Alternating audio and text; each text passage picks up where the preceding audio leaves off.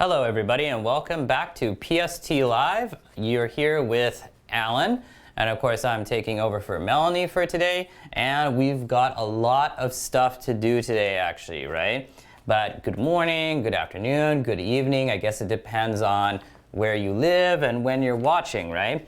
But just like, you know, Melanie was looking at earlier this week, we do need to do a grammar review in our first class today. We also need to talk about some vocabulary.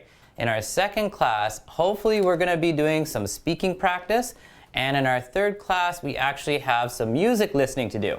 However, because this was a short week, because we missed Monday, because it was Victoria Day here in Canada, we might want to focus more on the grammar and the speaking. So that might spill into the third class a little bit. And that means that our music listening class might be a little bit short. So we'll see how this goes, right? But I hope everybody is doing well today. If you are here, feel free to say hello and tell me how you're doing. Okay, yeah, so it seems like you guys are doing pretty good. So I know Melanie went over the simple future tense with you guys, right? But part of this week's lesson was also about modals and about some idioms that we need to take a look at in order for you guys to successfully take your quiz today, right? Well, you don't have to take it today, you can take it later. But anyhow, let's do a quick review of the simple future tense. So if you guys could take a look at this sheet here, which I believe you went over with Melanie, we will run through this really quickly. So of course, we're talking about the simple future tense, and that's all about something that you or somebody or something is going to happen in the future. And we all know how to use will and be going to. Now, I do know that a lot of students get kind of confused between, you know, when should I use will and when should I use be going to. And there are two main differences between the two. Now, you probably know that if you are maybe writing a paper for a university, you know, you want to write in a formal style. If you want to refer to the future tense, it is better to use will, because will is considered to be more formal than be going to, right? Be going to is considered to be less formal or informal. However, that is not the only difference between the two. Technically speaking, when you use will, if you say, for example, I will go home, or I will study French, or I will eat cheese, you know, whatever it is, the meaning of that is that you have decided to make this plan for the future at the moment, right now, right?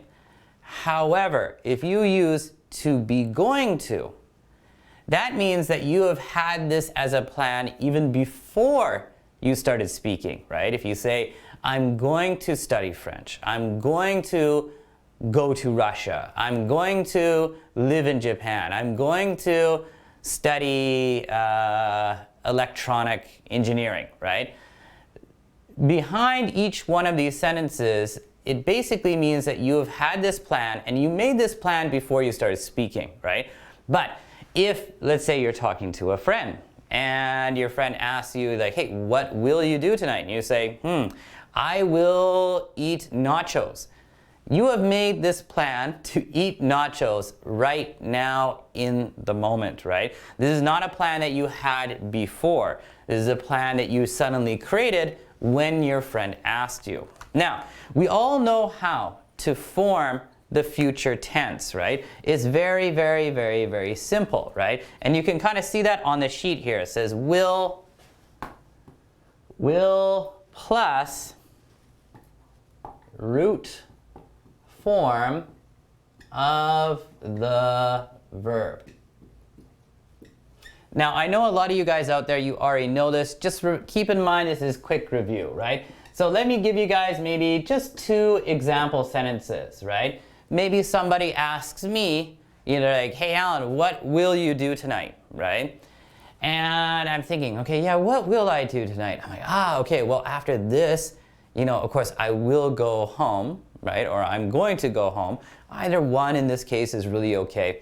And I will, what am I gonna do? I will cook dinner, right? So, of course, we just say I will, and then our root form of the verb, cook, C-O-O-K, I will cook dinner. Or let's say somebody asks me, what are you going to do this weekend? Now let's say that I don't really have a plan for what I'm going to be doing this weekend, right? So I quickly think, what will I do this weekend? Well, I would like to go for a hike. So I could say, I will go on a hike. Or I will go hiking, right? Either one is really okay. Okay, so there's that, but let's say we're going to be using to be going to, right? So you've got be, but I'm gonna write here, be verb plus verb plus ing. I am going to do something, right? I am going to cook dinner. I'm going to do something, right? So, oops, I guess I should have included to here as well, right? That would make it a lot easier. But yeah, let's say I do have plans for this weekend. Somebody asks me, hey, what are you going to do this weekend? And I already have plans. So I respond to my friend by saying, I am going to... Now actually, I really should have thought about what my plan is for the weekend. And to be honest, I don't really have one, but I'm going to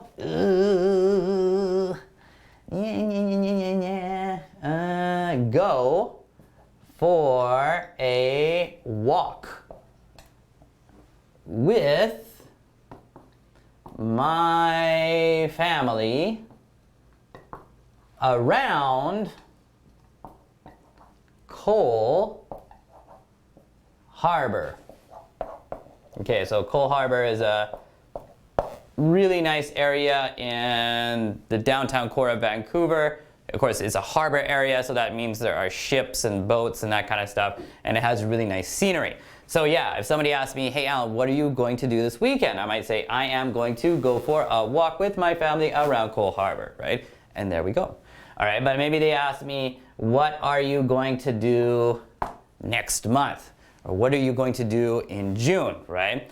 Now, next month in June, of course, I do have some plans, right? Actually, my wife is pregnant. She's gonna be giving birth, so you know, wow, that's gonna be pretty tough, but just have to deal with it.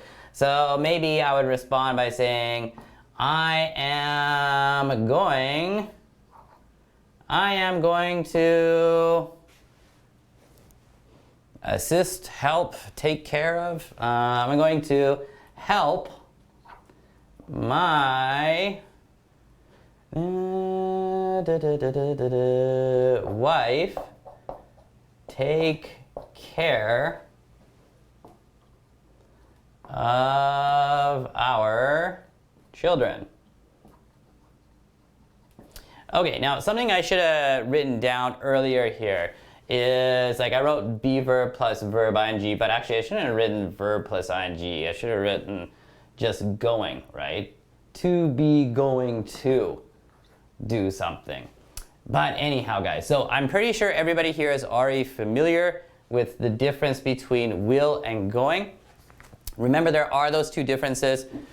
Will is more formal, so if you are writing something for a post-secondary institution, a university, a college, whatever, you will want to use will, because be going to is considered to be informal, right? So there's that difference when writing. However, technically speaking, like I said before, when you use will, it means you're making that plan in the moment, at the time when somebody asks you, right? Whereas when you use to be going to, you have created this plan before you start speaking. However, and I should have said this before, for most Canadians and for most Americans, we don't really care that much about the technical difference. We use these terms quite interchangeably. So if somebody says, you know, what will you do this weekend, or what are you going to do this weekend, and you say, oh, I will do this, or I'm going to do that, the listener, if they are a North American, a Canadian American, they don't really care about whether you made this plan right this moment or whether you made it before, right? And the speaker, most Canadians and Americans, they're also not really thinking about the difference between using will and going to. For us, it doesn't really matter whether we created this plan right at the moment when we're speaking or whether we created it before. It's not, yes, technically it is a difference, but we use them pretty interchangeably without really thinking about it too much. Okay, sorry, suddenly got thirsty there. So guys, I know Melanie talked about using will and going to with you guys before, but if you're still a bit confused about it, I do think it's a good idea to do some review. Like if you take a look at the next page, the simple future tense, this is a little bit maybe easier to do some review from. Like you got subject plus will or shall plus verb in the bare form, right? Or the base form. And you got this example here in the affirmative, the positive. I will go to Thailand. And then we also have the negative form, right? Subject plus will not or won't plus verb again in the base form. I will not go to Thailand, right? So maybe I'm thinking about, well, who knows when we can travel, right? But I would like to, well, I will go to Russia, right? But next year I will not go to Russia. And we also have the question form, will plus subject plus verb in the base form again, will you go to Thailand, right? Or somebody asks you, will you go to Russia? Next year I will not go to Russia, but maybe 3 years later I will go to Russia. Now we have some examples of usage and some examples on the right. So the usage we have here on the left hand side, the first one we want to look at is for actions decided at the moment of speech, right? So like I was saying before. So this person is saying, I have a toothache. So of course the toothache means the tooth aches, right? It hurts. I have a toothache. I'll take some medicine, right? Ugh.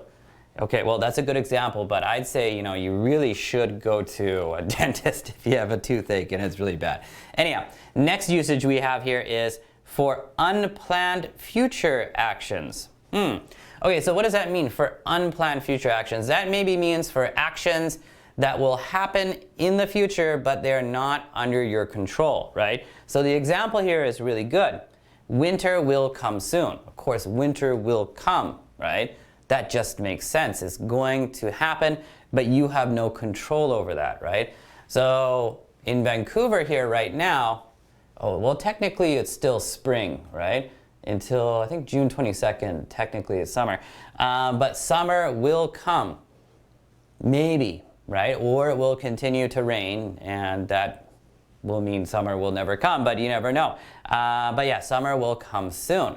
Or a vaccine will be invented, right? A vaccine to fight the coronavirus, so we can all get back to normal, all right? Anyhow, guys, next usage we have here is for offering, asking for a request or a promise, ordering something, or threatening. Okay, this is really interesting, right? Now the example here is, I'm afraid we will get wet. All right, so in this, for offering, I will give you something, of course, is like an offering, asking for a request. Now also the interesting thing here is threatening. Now I hope you guys know, hey Fabiano, I hope you guys know threat, right? What is a threat? Now I'm gonna write that down here. Let's say, I'll just write this at the top.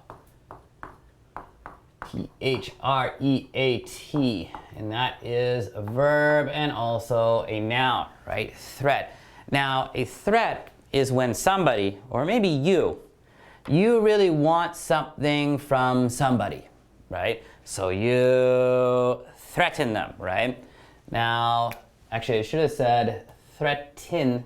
To threaten is the verb, whereas threat is a noun, right? So if I threaten somebody, I say, you will give me your money, or I will attack you, right? Maybe I have a knife or a gun or something, right? Or, I often, no, not often, that sounds terrible, but all parents occasionally threaten their children. Not in a terrible way, but of course you want your child to do something. Sometimes in English you would say to them, you will eat the carrots, right? Because it's always hard to get children to eat carrots. Or you will go to bed. So this is kind of a threat, right? You're saying you will do this or I will do something to you, right? But not in a terrible way for kids. But it can be used in a bad way. If you're really angry at somebody and you say, you will leave, right? This is a threat, right? You're telling them to leave or something bad will happen. You will do something. Okay, guys, but we have another usage here. And the next usage it says, for unpreventable actions in future. And of course, this is very much related to the usage from two things before for unplanned future actions, because we got summer will come soon. This is not something we can prevent. It's not something we can stop. So we don't really need to look at that one too much. And the next usage we have is with conditional time and purpose clauses. When I arrive at home, I will call you, right? So in this, you've got two clauses. When something occurs, I will do something. When summer comes, I will go on a hike, right? When it's autumn, I will go fishing. When it's cold, I will stay inside. When it's hot, I will go outside. When my friend arrives at the airport, I will go to pick him up, right? Or when my friend arrives at the airport, I will give him a call, right? So that structure is very commonly used. When something happens, subject plus will plus verb, right? When something happens, I will do something, right? When I get home, I will cook dinner. When I finish eating dinner, I will throw out the garbage. When I finish throwing out the garbage, I will do the dishes. When I finish doing the dishes, I will watch TV. Something like that. Okay, and last usage we have here is for thoughts, predictions, assumptions, sureness, and fears about the future. And our example is okay here. It says, I promise I won't tell this to anyone. Okay, so this is a sentence or something we would say to somebody when we want to assure them that it's okay for you to tell me your secret because I'm not going to tell anybody else, right? So I promise I won't tell this to anyone. Your friend's like, oh, okay, so here's the secret. I've been stealing a lot of money from the bank. And you're like, okay, all right, well, don't worry, I won't tell anybody else. Then your friend leaves and you're like, hey, John, yeah, I heard Brian's stealing a lot of money from the bank. Ooh, bad joke. That's not very funny anyhow, right? But anyhow, yeah, so will can be used to, like when you are thinking about something, doing something in the future, maybe some predictions. So maybe I'm predicting right now that the stock market will go down, right? Because the economy is not very good right now. So maybe I can make that prediction, right? Say, I think the stock market will go down, right? Or go downhill or decrease, right? Or maybe actually I think some stocks will do really well. Like maybe Netflix is gonna, I don't know, the price of Netflix stock will go up, right? I think Netflix will go up, right? Or it will increase. Fears about the future. Okay, so we could also use this to express fears about the future. The coronavirus will get worse, right? I hope not. I'm just giving an example. Or, the economy will get worse. Or maybe the housing market will crash, right? And when we talk about economics or business, if a business or a sector of the economy, a certain industry, so for example, real estate, which means property, houses, office buildings, land, etc.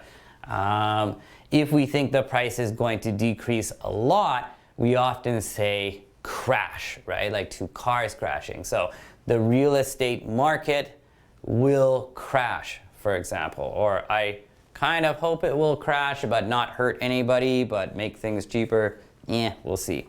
Okay guys, so yeah, will can be used in a lot of different ways. But if you turn to the back side, there's also some other good things that you could use for review.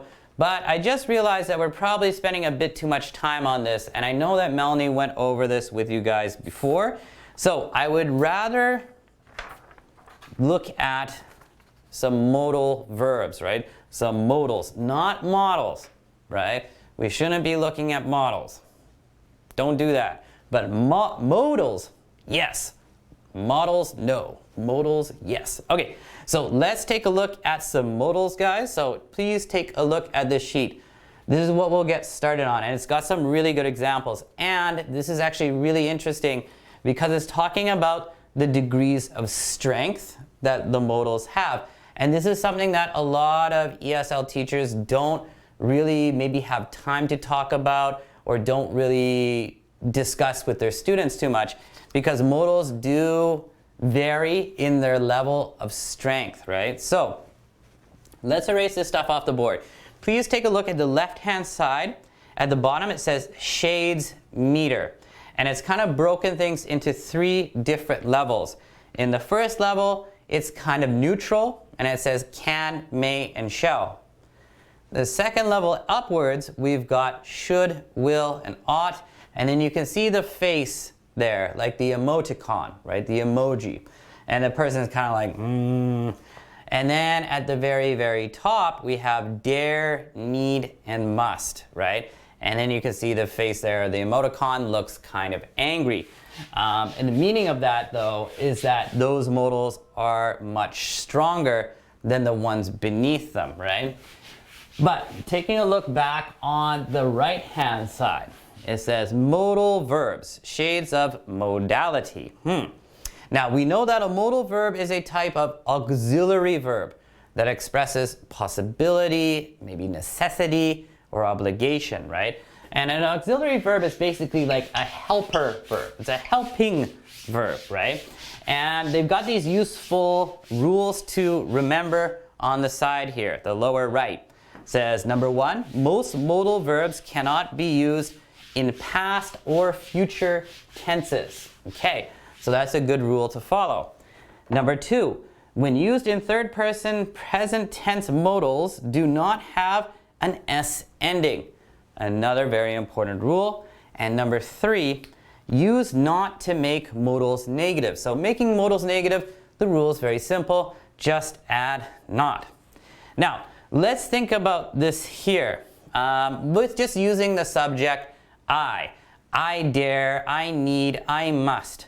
I should, I will, I ought, I can, I may, I shall, right? Now, starting at the very bottom, right? And we're thinking about, something we may do or can do, right? If I say, I can go there, right? I have that ability, and also it's expressing the fact that this is possible, right? Because when you use can, it means, we're talking about an ability, but also the possibility of this occurring.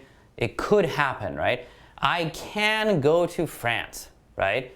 It's possible. I can do that, right? Am I going to do that? No, it doesn't necessarily mean I'm going to, right? But I can, right? Or I can lift this chair. Of course, I have that ability, right? Maybe I will lift the chair. Maybe I won't, but I can. And then may, right? I may go to France. If you're using may, again, this is expressing not ability, right? But it's expressing possibility. This is possible. Am I going to do this? Maybe, maybe not, right? It's kind of 50-50. I may go to Stanley Park this weekend. I might, you know, maybe 50-50. We'll see what happens, right? Or I may cook Thai food on Sunday, right? I can cook Thai food, but I'm not sure if I'm going to. So I may do that, right? And that's why the face here is kind of neutral. But if we want to make kind of a stronger statement, we're going to use the modal verbs up here, should, will, or ought. Now I should note here also, ought is not so commonly used in North American English, right? Ought is more commonly used maybe in British English, Australian, or New Zealand English, but not so much in Canada and America. We do use it, but very rarely. I don't know why, but we just don't use it very much, right? Now, if I say, I ought to do something, this means like, I should do this. Ought and should are very similar, right? Although I think should is much, not much, but a little bit stronger. I ought to go home, right? It's getting late. I ought to go home. I should go home, right? Or maybe we're giving advice to somebody. We could also use ought. You ought to buy a watch because you're always asking me what time it is, right? Or at least use your smartphone, right? I ought to do the dishes because if I don't do the dishes, it will smell bad in the kitchen. That's true if you leave it for too long, right? So I ought can be used to give advice or talk about things that maybe you should do in the future. Now, we already know should can be used to give advice, just like ought, but it's much more commonly used in North American English, right? It's okay to use ought, but we much more often use should. And we already talked about will earlier, so we're not really going to talk about will. But what should I do this weekend? Okay, I should clean my apartment. I should hang out with my daughter. I should do this. I should do that, right? There are so many things that I should do, right? So we're expressing that these things are kind of necessary, right? I should do them. Does it mean I'm going to do them? No, but is it stronger than saying I may do them? Yes, right? If you're saying I should do them, you're putting kind of like more pressure on yourself or whoever you are speaking to, right?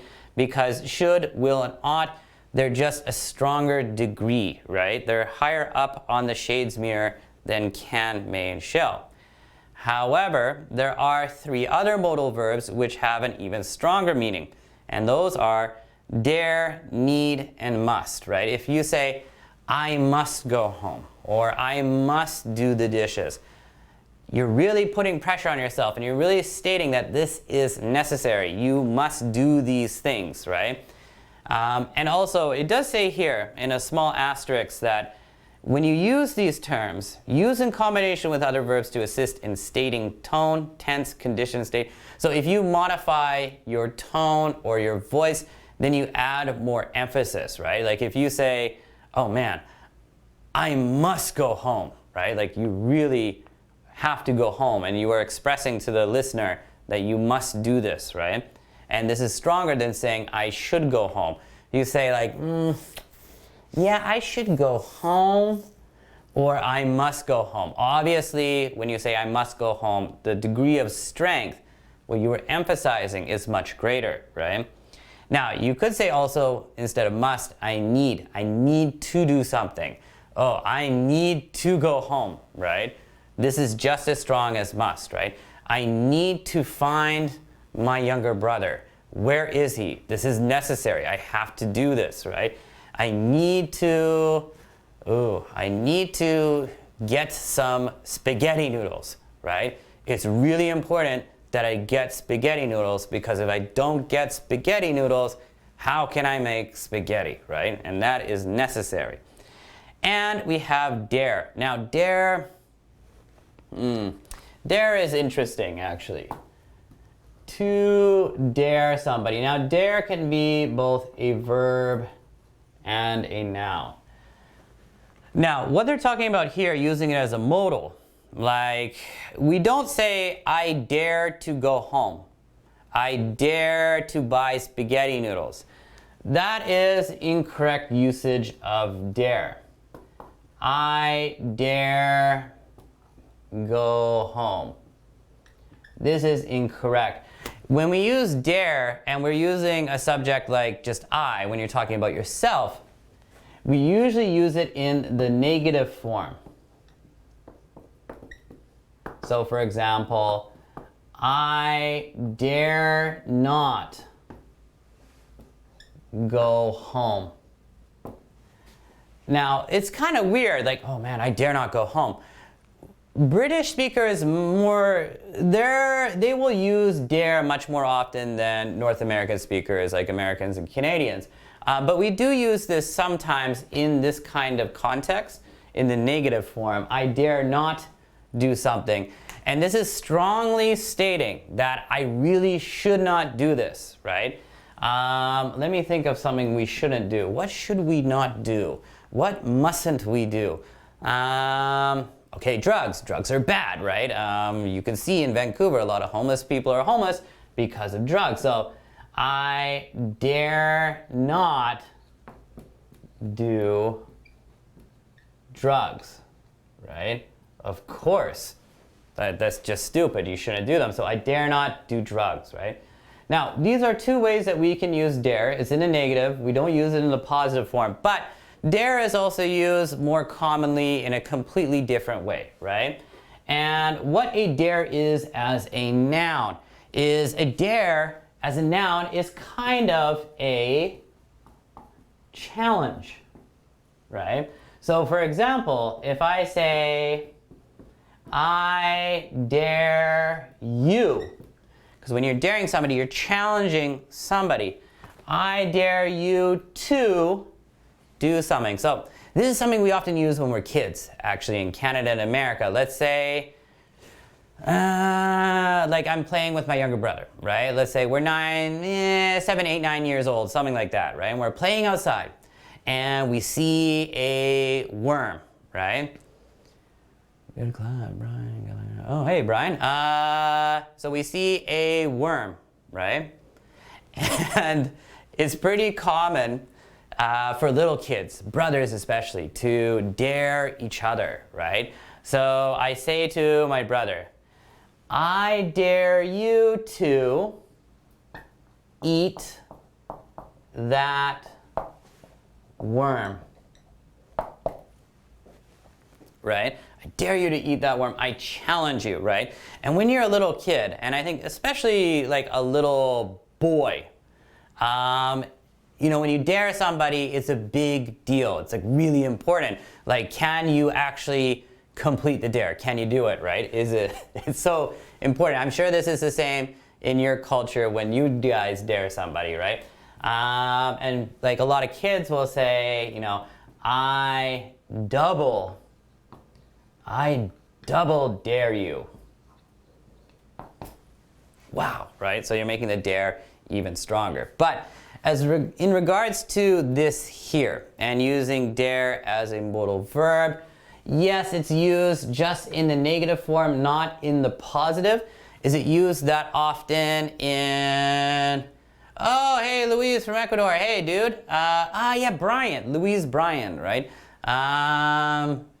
Oh, good to see you, Luis. I hope you're doing well. I hope everything is going okay for you in Canada right now. I know it's kind of crazy times, right? But hope everything's okay. But anyhow, Louise, I'm not going to dare you to do something. But yeah, very useful. I dare you to do something. I double dare you. I triple dare you, right?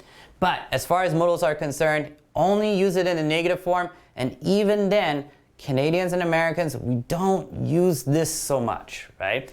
So as far as this list of modals goes, need, must, should, will, can, and may, right? The three other terms here that I kind of skipped, shall, ought, and dare, not so commonly used when it comes to Americans and Canadians, right? But still good to take a look at, right? So I want you guys take a look at the other list here of modal verbs. Remember, and this is actually even better because we've got ability, permission, advice, obligation, and possibility, right? And remember, some of these modal verbs can be used with like in two different types, right? Because if we take a look at the first type, we've got ability. So when we're talking about ability, that means something that you can do, right? And for ability, all we can use here is can and could, right? And could be used about things that you could do in the past, or you could do, but that was in the past, right? When I was younger, I could stick a spaghetti noodle through my nose, through one of my nostrils, and out the other nostril, right? And play with it. That's disgusting, right?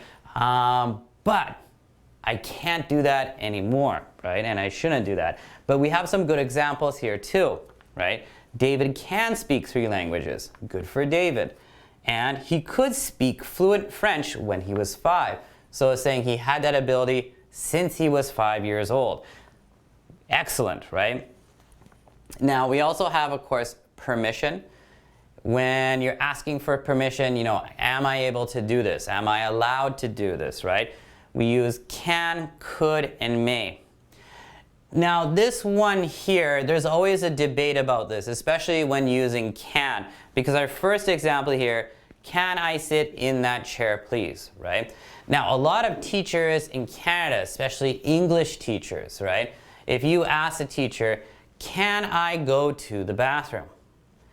Sometimes some of your funny teachers will say, well, can you go to the bathroom? Do you need my help? Should I come with you to the bathroom and help you pee? Right? Because can is usually used to talk about ability. Of course, you can go to the bathroom, right? But can be used to talk about permission, but this is very informal and some people don't like that. So I would say, in general, when you want to ask for permission, it's better to use may or could, right? Those are better choices, especially when you're talking to somebody who might seem a little bit more professional or more formal, right? Anyhow, the next one we have here for the example is, could I open the window, right? So again, you're asking for permission. You're like, hey teacher, could I open the window? Even though, again though, I think it's best, especially in a formal setting or professional setting, to use may, right?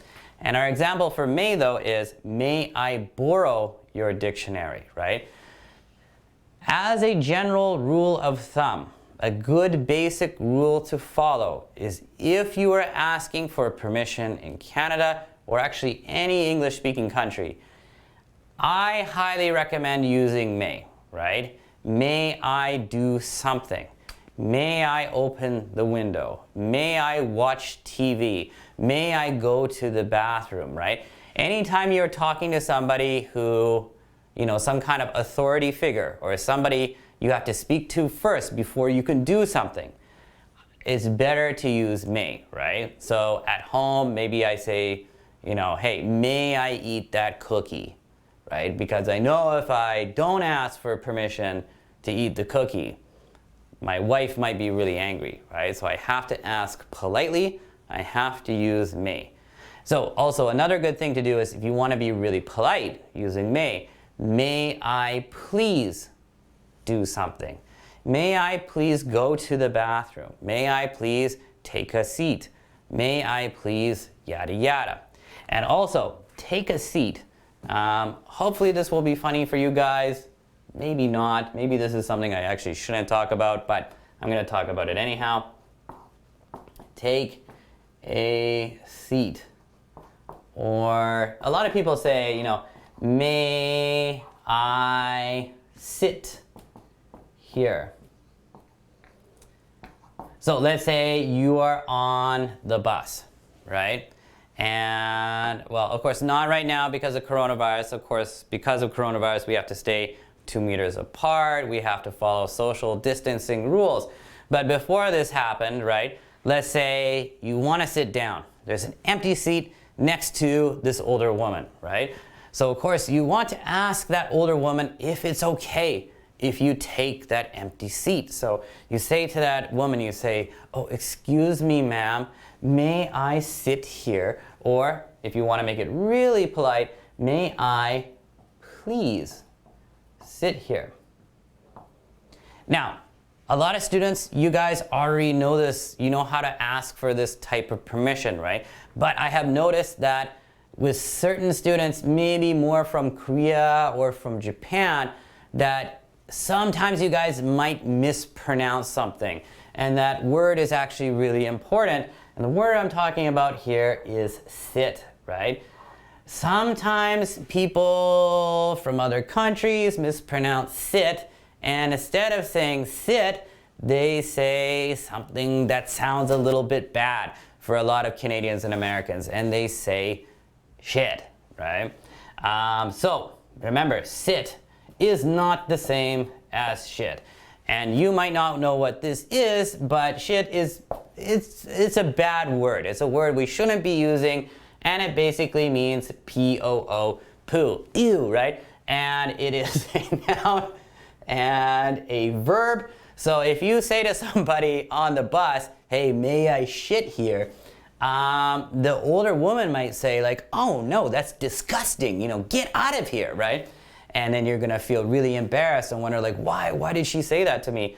But maybe it's because you mispronounced the word sit, right? You wanna say it really quickly, sit. I would like to sit here. I don't want to shit here, because if I do that, that's gross, right? So anyhow, be careful with that term. Anyhow, but getting back to this here, guys.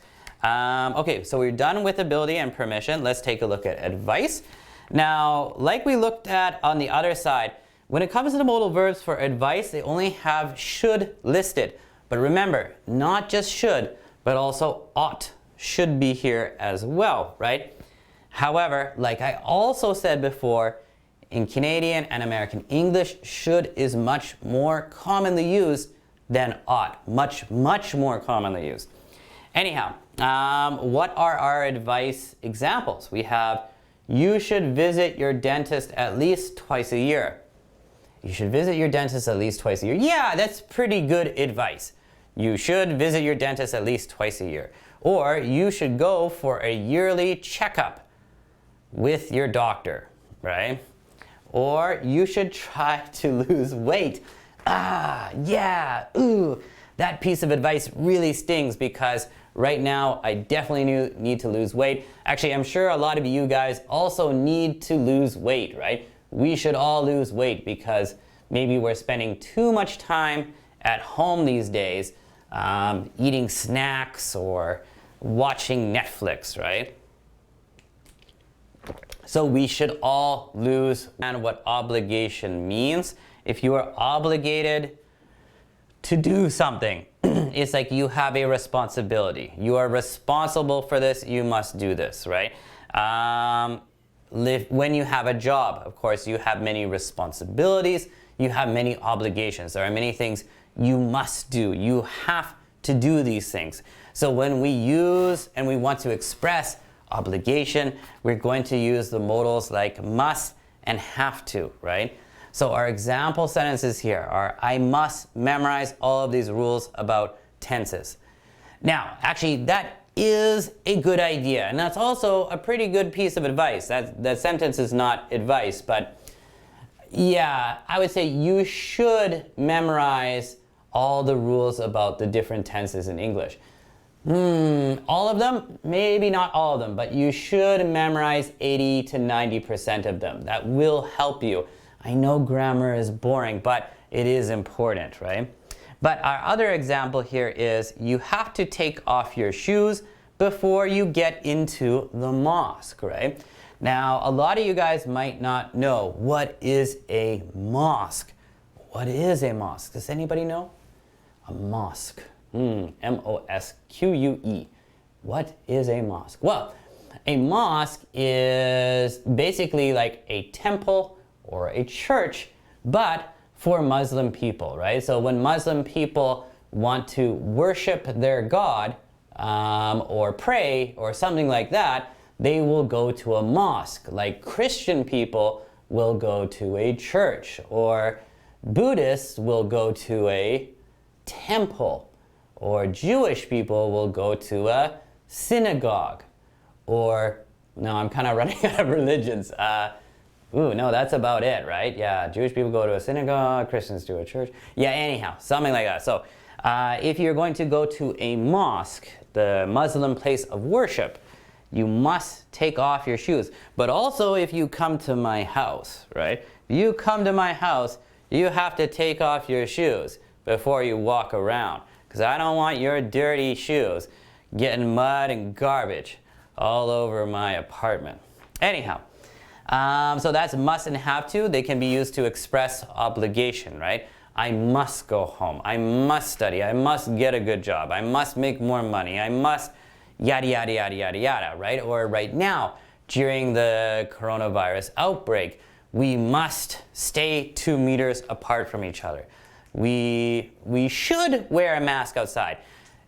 You don't necessarily have to wear a mask outside, right? You don't have to. The government's not going to get angry at you if you don't. But they advise you to wear a mask outside. So maybe you should wear a mask outside. But you must sneeze into, well, you must sneeze into your arm, right?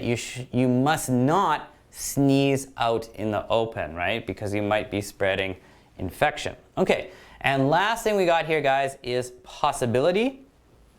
Might, may, could, and can. Of course, we covered this previously. When you're talking about possibility, you're talking about whether something is possible, whether it could happen, right? So we've got, it looks nice, but it might be very expensive. Or Richard may be coming to see us tomorrow, right? So again, they're not sure. Is Richard going to come? It's not 100%. Maybe it's 50-50, right? It's 50-50. He may come. Maybe he will, maybe he won't. Okay, guys, so the reason why we kind of flew through, the simple future tense here and modal verbs is because, of course, there is a quiz that you can take after today's class. The modals and also the simple future tense will be a big part of that quiz. However, in addition to that, you might also see some idioms on that quiz as well. But we don't have enough time to really get started on this before we take a 10-minute break here.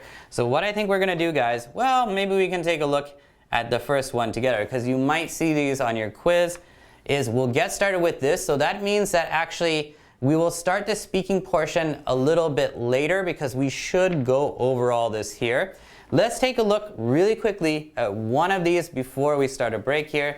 And the first one, this is an expression that I do use sometimes. I'm not going to lie, I don't use it often, but I do use this sometimes.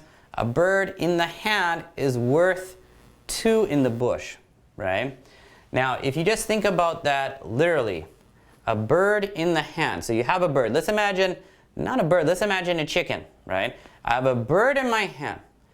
This chicken in my hand is worth more than two chickens in the bush, right? So I got a chicken in my hand, but there are two chickens in the bush. Now, simple math would say that, no, that's not true. Actually, the two chickens in the bush are obviously worth more than the chicken in the hand. But the chicken in my hand is guaranteed. This is safe, right? Whereas if I let go of this chicken and try to get the two chickens, it's possible I will get both chickens, right? And that would be great, right? Now I got two chickens, yay, right? But it's also possible that I might just get one chicken. And then that's the same as just having the one from before. Or even worse, it's also possible that I can't catch either of these two chickens and then I got no chicken, right? And that's a disaster because we all want chicken, right? So the meaning of this is basically, of course it is related here. It says, don't leave your current job, the bird in your hand, in the hopes of finding a new one, two in the bush. Because even though the bush birds offer twice as much potential, the only guarantee is the bird that you are holding. Okay, so the explanation here is related to the workplace, right? But it doesn't always have to be about the workplace. Basically, when we use this expression, a bird in the hand is worth two in the bush, it means, don't take unnecessary risks, right? You already have something good right now. You already have a bird right here. Why risk that bird to get these two other ones when there's no guarantee that this will work? Like, let's say, your friend has a pretty good job, right? He's got a good, stable government job. Everything's working for him, but he's like, I'm kind of bored, and this other job would pay more. But you say to your friend, like, hey, there's no guarantee you can get that other job. You shouldn't quit your government job right now and go for that job because there's no guarantee, because a bird in the hand is worth more than two in the bush. Anyhow, guys, but let's stop there. Let's take a break. After the break, we're going to continue with these idioms here. And then after that, we'll get into our speaking portion. So I will see you guys again in 10 minutes or so.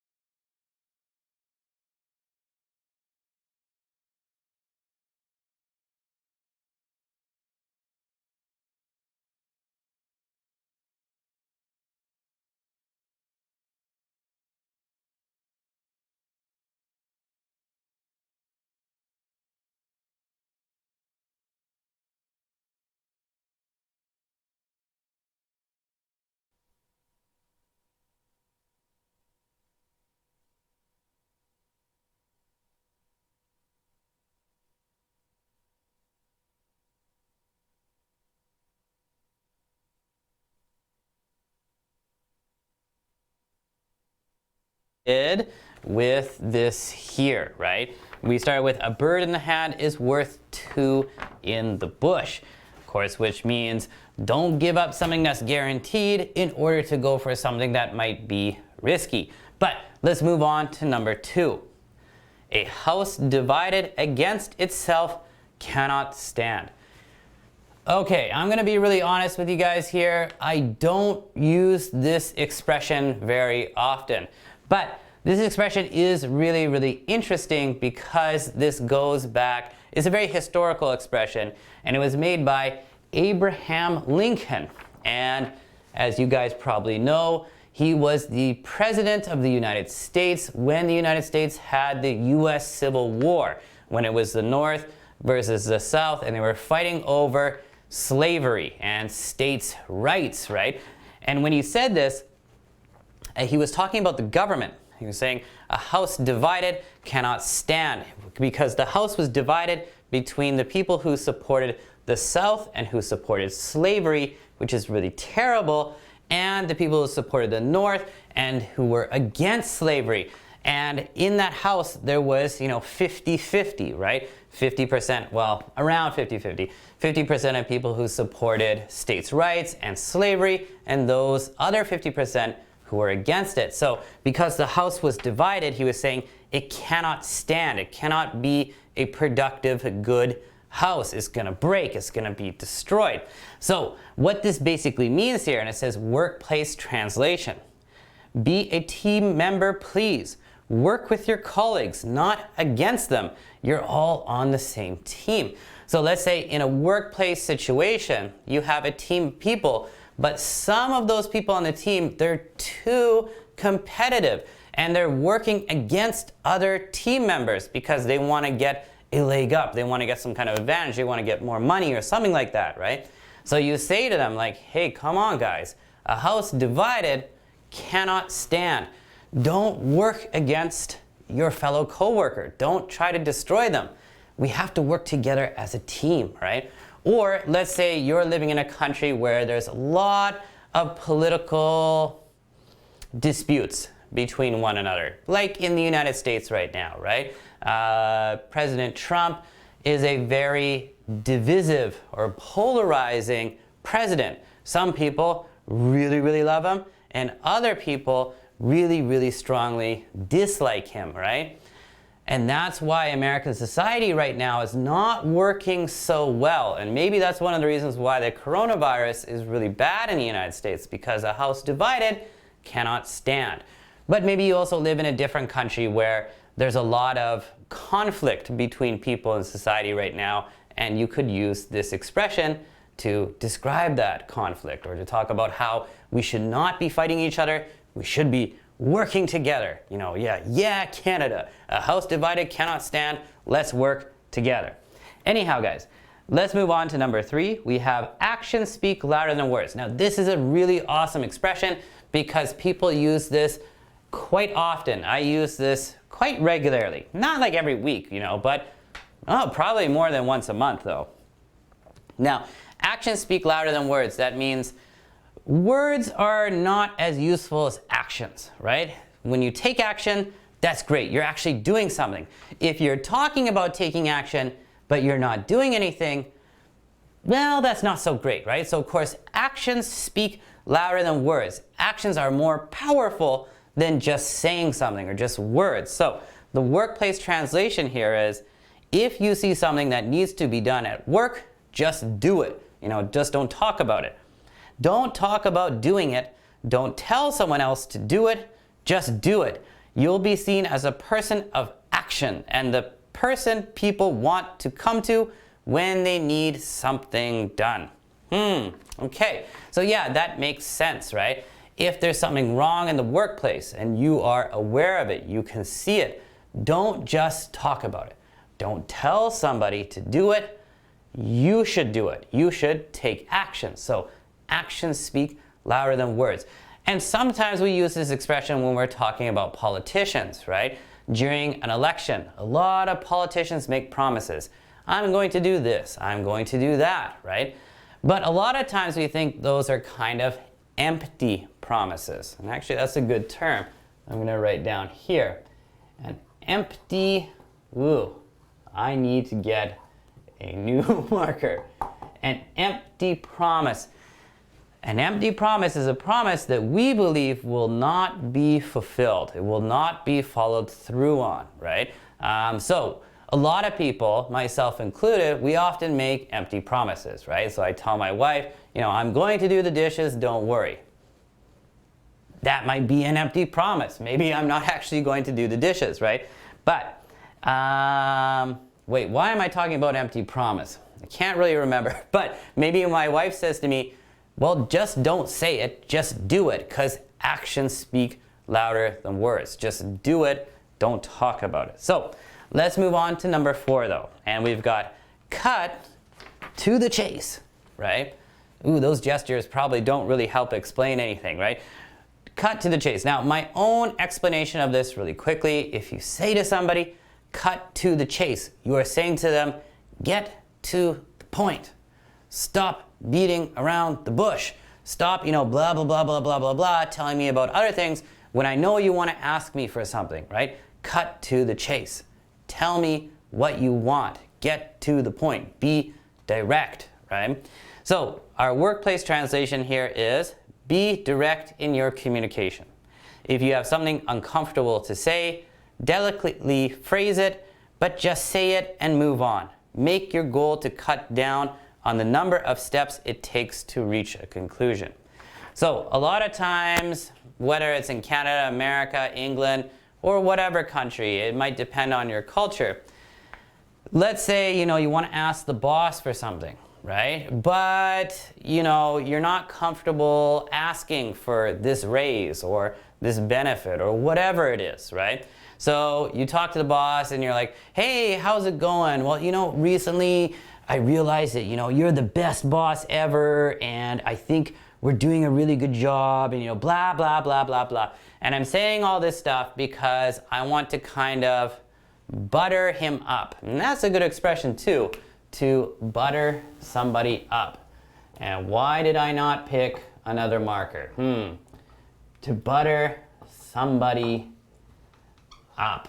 And that basically means to make somebody feel good so that you can hopefully get something out of them, right? But yeah, to praise somebody. I'm just gonna write SMB because I'm kind of lazy and SMB, it just makes sense. Anyhow, to praise somebody in order to get something, and I'm gonna write SMTH for something, in order to get something from them. So if you're trying to butter somebody up, you're praising them in order to try to get something out of them, right? So anyhow, but let's say you're buttering up your boss, right? You're praising your boss, but your boss probably knows that you're trying to butter him up, right? So your boss is getting tired of you, blah, blah, blah, talking so much. So maybe your boss says to you, hey, cut to the chase. Just tell me what you want, right? Be direct, right? You don't have to blah, blah, blah, blah, blah, say all these nice things because I know you're going to ask me for something. So cut to the chase, right? So basically, just think of cut to the chase being the same thing as be direct or get to the point. Cut to the chase. Just think of it like be direct or get to the point. Get to the point, right? Tell me what you want. I know you're just saying nice things because you want a raise, right?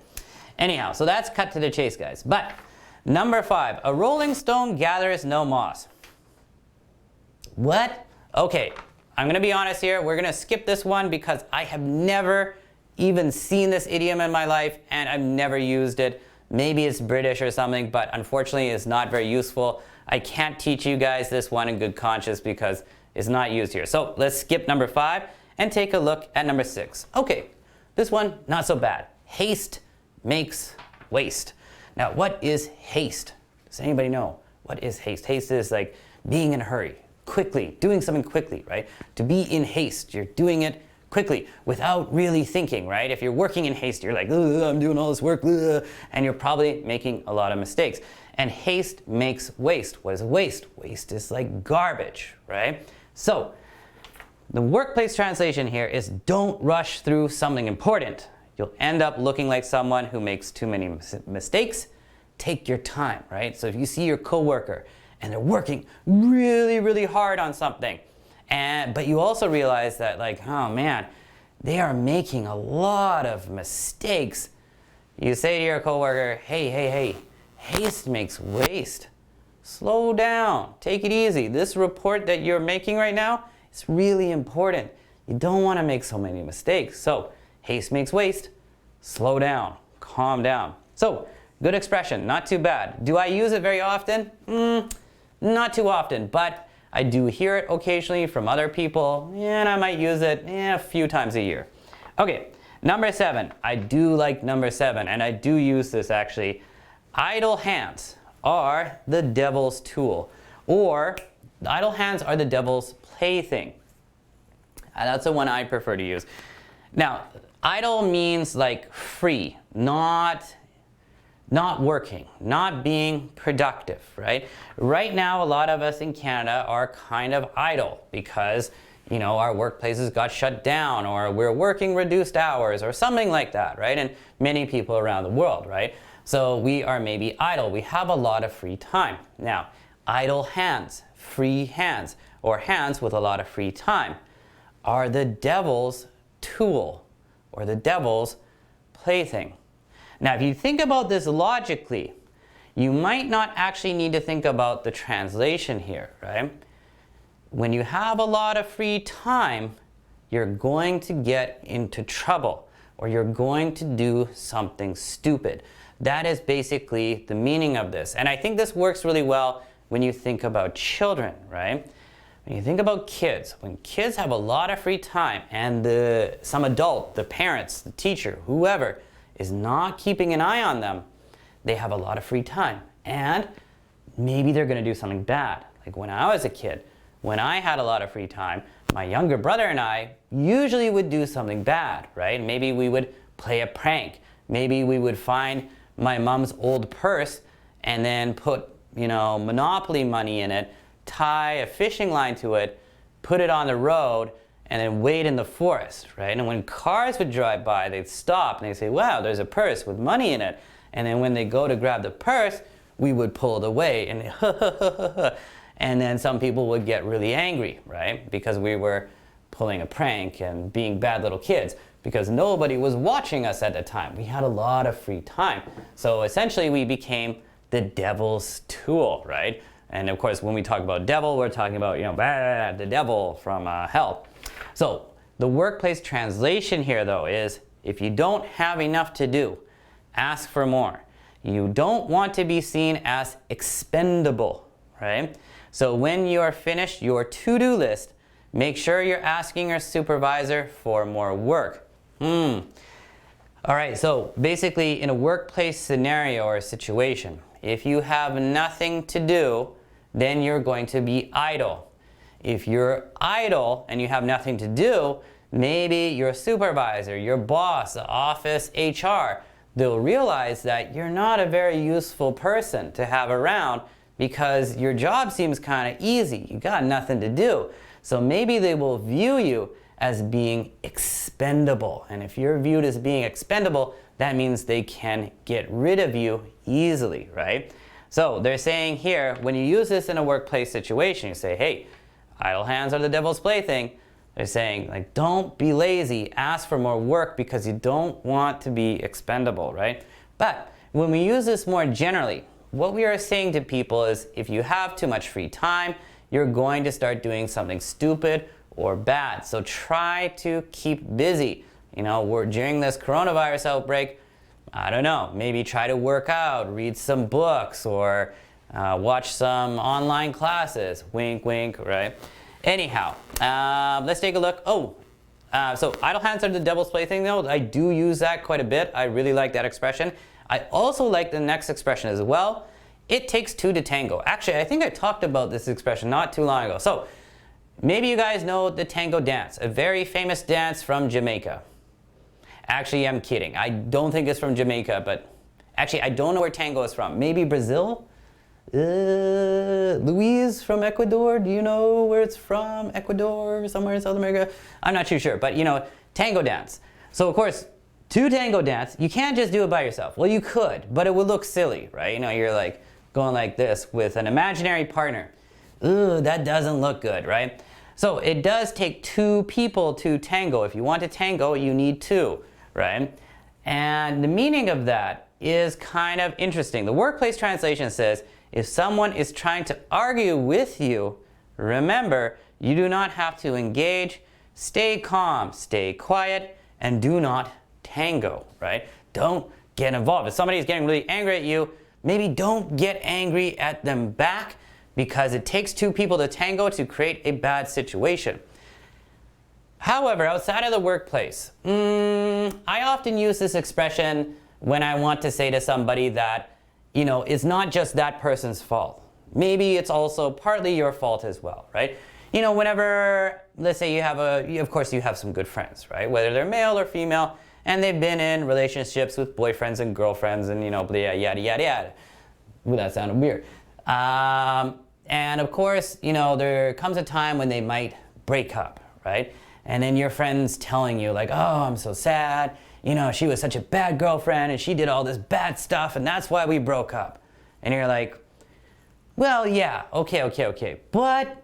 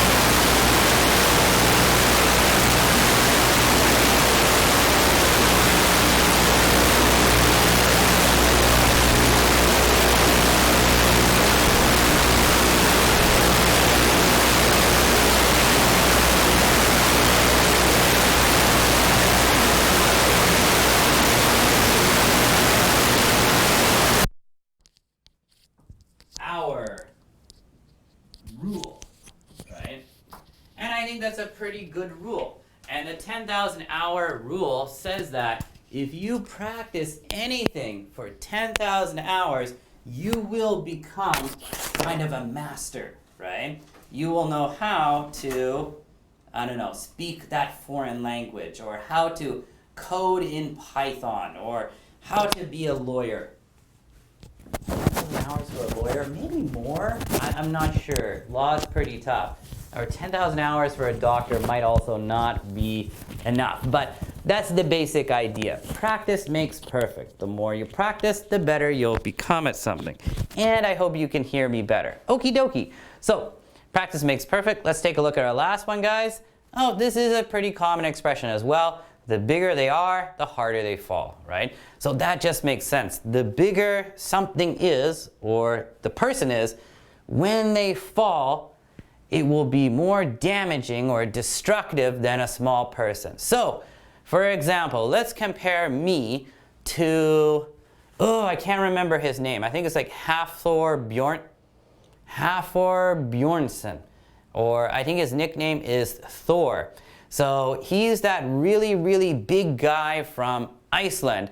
And he's the guy that's won all those big strongman competitions, right? He's pretty damn tall. He's like 6 foot something, and he's just huge, and he's incredibly strong. He is the world's strongest man. But if we compare him to me, I am small. Yeah, well, I'm about average. Yeah, well, anyhow.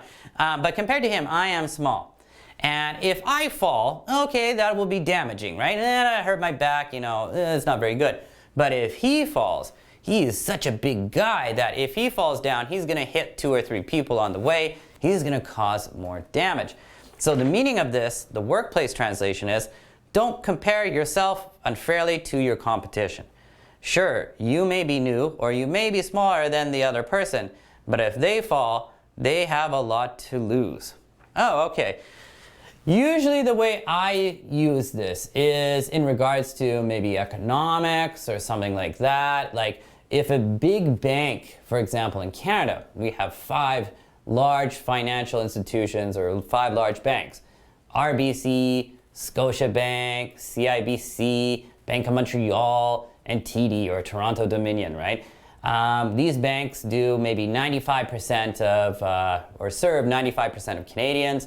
They're very powerful institutions. If one of them falls apart and dies, it would be horribly damaging to the Canadian economy. So, but if this small little bank, maybe it only has 2 branches, if it dies, yeah, that's bad, but it's not so bad. So the bigger they are, the harder they fall.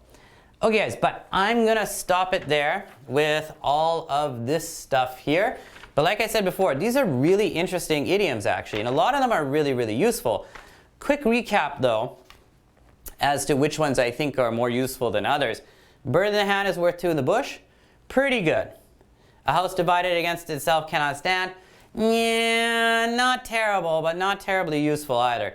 Actions speak louder than words. Definitely good. Cut to the chase. Definitely good. A rolling stone gathers no moss. Don't waste your time. Total not used. Like, it's not garbage, but I've never used this in my life. Okay, haste makes waste. Yeah, not so bad. Idle hands are the devil's tools. Yeah, pretty good, pretty good. I think that's pretty good. It takes 2 to tango. Also pretty good, pretty good. Let sleeping dogs lie. Yeah, it's okay. I use it sometimes. Method to their madness. Yeah, I don't use this too much, but it's not bad. Don't bite the hand that feeds you. Definitely good. I use that one quite a bit. Practice makes perfect. Definitely good. And the bigger they are, the harder they fall. And it's pretty good. It's pretty good. Okay. All right, guys. But we have to finally move on because that took us way too much time. We have to finally move on to some speaking practice. And I know speaking practice is hard to do online, but what we are going to do is take a look at these questions, and I'm going to provide you guys with a model. I'm going to be a model. Oh, that's terrible, right? Nobody wants to see me as a model. But for English, maybe it's not so bad. So for speaking practice, guys, we've got a bunch of questions here. I'm going to answer these questions to give you an idea about how you could answer these questions. And I might write some stuff on the board, but we will see. So let's take a look at our first question. We have, what are some of your favorite memories from your childhood? Now remember, all the speaking practice is about your childhood or children. What did you like to do when you were young? Okay, what are some of your favorite memories from your childhood? So they're asking for more than one, but I'm just going to give one. Actually, I really need to think about that. A little bit of a deep question, right?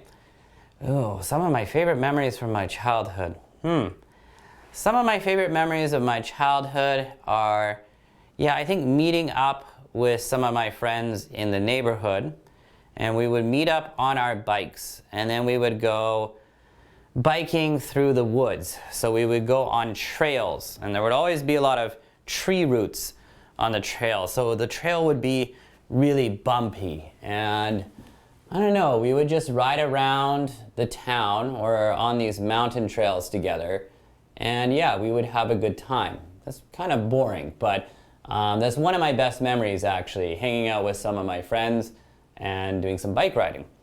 What did you like to do when you were young? In general, when I was young, what did I like to do?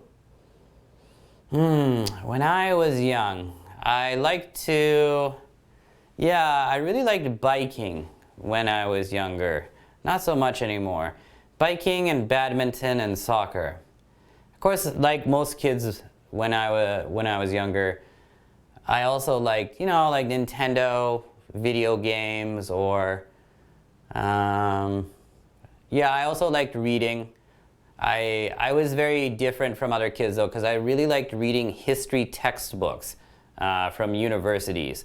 I guess that's kind of weird, but I'm a really big fan of history, so I liked reading history textbooks. And just, hanging out with my friends. So nothing really special, but let's think about how you could form a response to that kind of question, right? So, if somebody asks you, what are some of your favorite memories from your childhood? I just want to get this started. So, what are some of your favorite memories?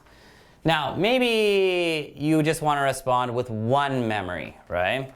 So you might start by saying something like, one of my favorite memories. One of my favorite memories is ... and then of course that memory, right?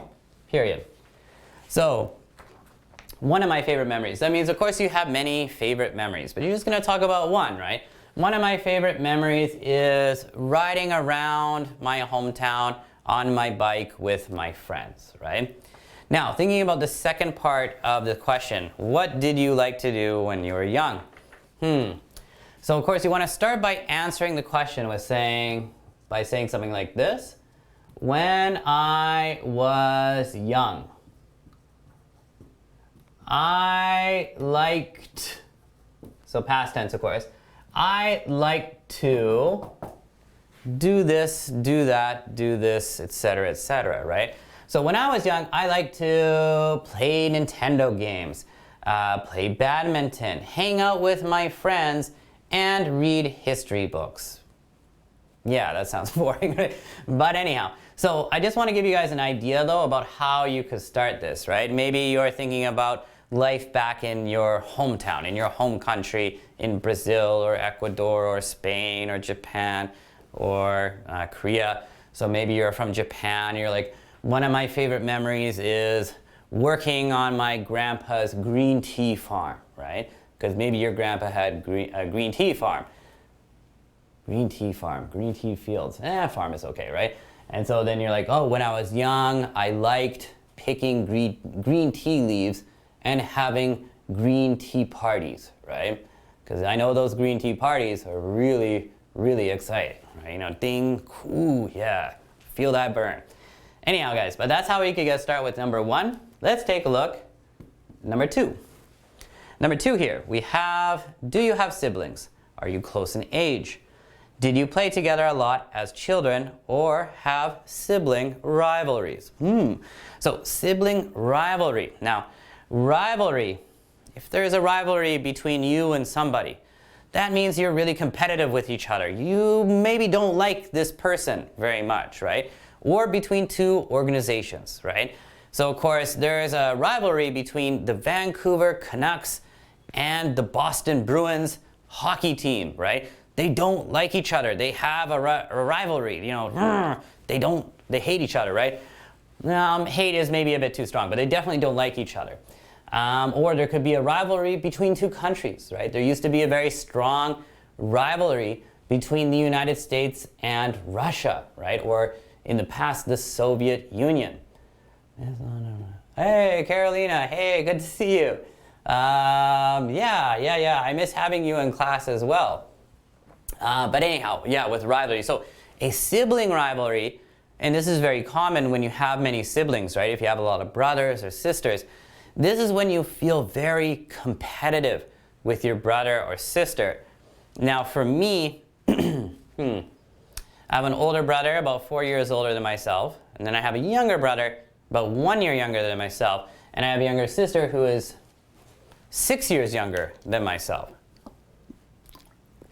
I had a sibling rivalry with my older brother. We both kind of liked the same things. We both liked history a lot, right? So we would always quiz each other.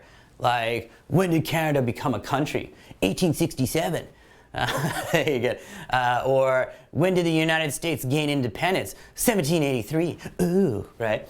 But yeah, sometimes we really didn't like each other. My younger brother and I, though, we were like really, really different. So we didn't really have much of a rivalry, but yeah, we had a good relationship. Anyhow, do you have siblings? Yes. Are you close in age? Yeah, kind of close. Younger brother, we're only separated by a year. Younger sister, 6 years, kind of big, but big age gap. But older brother, 4 years, not too bad.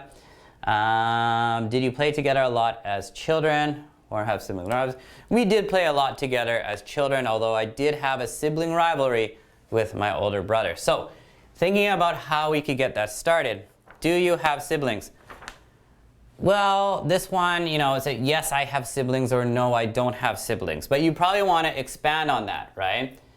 Yes, I have siblings. And just remember, siblings means brothers and or sisters. Now, if the answer is no, then this is going to be really different, right? So, of course, if it is no, you'll say, no, I am an only child. I am an only child, right? Which has advantages and disadvantages, right? You get more attention and maybe more money. Well, no, I don't want to get into this. Anyhow, so you can say, no, I'm an only child, or yes, I have siblings. But if you have siblings, you probably want to expand on that. Yes, I have siblings, period. I have ... whatever it is. An older brother, a younger brother, and a younger sister or something like that, right? Are you close in age? Again, this is kind of a yes-no question, right? For me, I could say yes, some of my siblings and I are close in age. My older brother is 4 years older than me. My younger brother is 1 year younger than me. But my younger sister is 6 years younger than me. Did you play together a lot as children or have sibling rivalries? We played together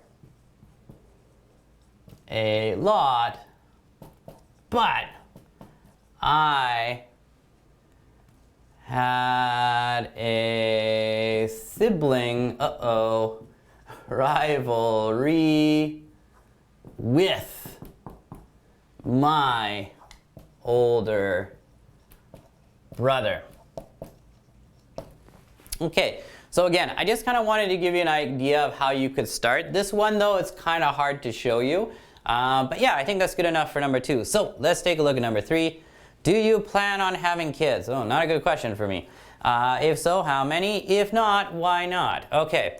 So again, though, because this is yes or no, there are multiple different ways to respond. Now, for me, do you plan on having kids?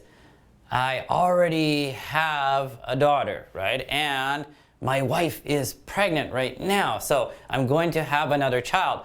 So I guess if somebody asked me this question 5 years ago, I'd probably say no, I don't plan on it, but my wife did, right? But yeah, do you plan on having kids? Yes. If so, how many? 2 or 3.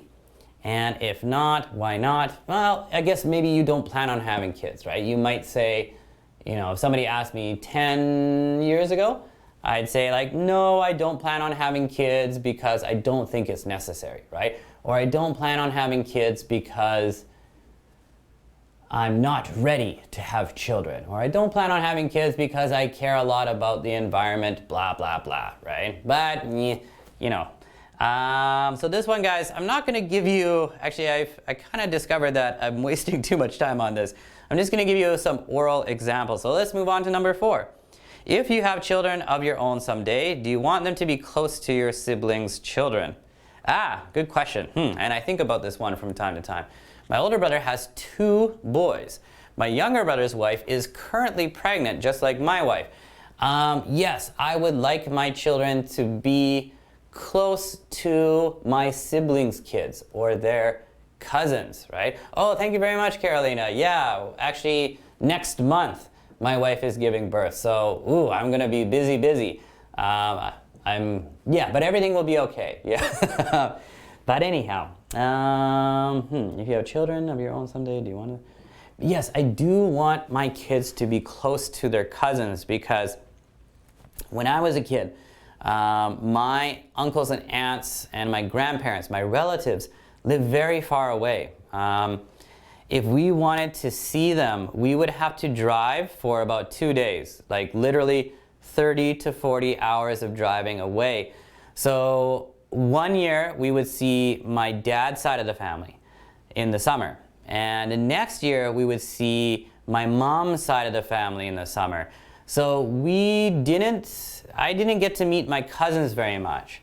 And unfortunately, I don't know my cousins very well. I wish them well. I hope they're doing well, especially right now. But I can't say that I'm close to them. So I think my siblings and I would like our children to be closer to each other so that they have a stronger relationship with each other and so that they can kind of help each other out if they're in trouble. So I do want my kids to be close to my siblings' kids or their cousins. Okay, number 5. If you do want to have children, what will you teach them? What will your hopes and dreams for them be? Again, this is something you think about. Like, I'm a parent, and I'm sure for you guys out there who are parents, you do think about this quite often. What do you want to teach your children? I want to teach my children a good mix of cultural values. My wife is Japanese, so I would like to take some of the values that I think are good from Japan and mix them with some of the values that I think are good from Canada and not add in the values I think are bad from Japan or the values that I think are bad from here. So for example, in Canada, I think we spend too much time thinking about very abstract problems that will probably not happen. And I don't want my children to focus on things that I think are kind of useless, right? But in Japan, sometimes they can be too strict, especially with the educational system there. And they focus too much on memorizing stuff. And I don't want my kids to do that very much. But I want my children, I want to teach them to be careful with other people. I want them to be nice to other people, but also to be careful and a little bit suspicious of other people's intentions, because that's something we all learn as we get older, but I want them to be more aware of that at a younger age. I also want them to teach them to be careful with money, to save money and not just spend money like crazy whenever they get it. And I want, because I have a girl especially, I want to teach my daughter to, be careful around men. Of course, because I'm a guy, I know how guys behave, right? What will your hopes and dreams for them be? That's really hard to say, but I want my daughter to be happy, but I want her to be stable and secure. So I want her to be able to get a secure job that maybe is not exciting for her. Well, hopefully it is, but maybe it's not, but at least that will provide her with security. Okay, so guys, that's number 5. Let's take a look at number 6. We've got, will you be a similar parent to them as your parents were to you? Why or why not? Ooh, these questions are pretty deep. My mom is a very good parent, and I respect the way that my mother raised me. She taught me and my brothers a lot of good manners. And we went to a Catholic elementary school, and they taught me pretty good manners. So I do respect that part of the way I was raised. So I want my children to have good manners, yes. Other than that, unfortunately, my dad was very busy when I was younger, so I don't really remember very much of what my dad taught me. He taught me some practical things, but I don't really remember. Ugh, that sounds terrible, and I don't mean to insult my dad, but I want to be more involved in my children's life than my father. So I do want to go to my children's soccer practice or soccer games, or maybe they're playing piano or something like that. I would like to go to their piano recitals, and I want my children to know that they can count on me if they're in trouble. Like I could count on my mom, so that's kind of similar. Anyhow, number 7, guys, in your opinion, what is the right age for a person to have a baby? Oh my God, that's a hard question. How many children is ideal? How many children are in your family? Oh, geez. What is the right time to have a baby? Oh my God, well, I think the age, well, in Canada, so please don't take offense if this is too old or too young compared to your country. I'm just thinking about Canada's case right now. I'd say in Canada, you should at least be over 25. Minimum 25 years old. 25 to 32. I would say is ideal, because that's in a healthy range, and by 25 hopefully you have some kind of job or career started, so hopefully you're in somewhat of a stable position. I think younger than 25, you probably don't have a stable career going, maybe, and you might be too immature, at least in Canada's case. So 25 to 32. I think over 32, of course, that's fine. The only thing I worry about is that, you know, they say for women around 35 is okay, but after 35 for your first child, it starts to get a little bit dangerous. So I'm saying 25 to 32. Yeah, I'll stick with that. Anyhow, how many children is ideal? My opinion, 2 or 3. Why is that? Because if you're lucky, you have a boy and a girl, or you have girl, girl, boy, or whatever. Because I think it would be nice to have both a boy and a girl. But if you have 2 girls, that's awesome. If you have 3 girls, that's awesome. 2 boys, that's awesome. It doesn't really matter. But for me, 2 or 3. How many children are in your family? My family right now, just 1, but 1 more on the way. And for my parents, there are 4 kids, me and my 3 siblings. Okay, number 8. If you have children of your own someday, will you want your children to speak any other languages besides their native one? What about English or another language? Another good question. Yes, of course, I want my children to be bilingual, so that they speak 2 languages, but actually I hope my children will eventually be multilingual. I'm hoping they can speak 3 languages, or trilingual. So we are raising my daughter in a bilingual household right now. She's listening to me, and of course I'm speaking English, and she's listening to her mom, and of course her mom is speaking Japanese, right? But although sometimes my wife speaks English as well, or I'll speak a little bit of Japanese. So we would like our kids to speak English and Japanese, but later on, we think it would be a good idea for them to study Mandarin Chinese, and of course, because this is Canada, they should also study French. So if we're really lucky, they'll speak 4 languages. Okay. What about English? Number 9. What were your parents like when you were a child? What were my parents like when I was a child? Were they stricter then or are they stricter now? Oh, of course. My parents are not strict anymore. My parents were pretty strict when I was a little kid though, because they had 4 kids to take care of.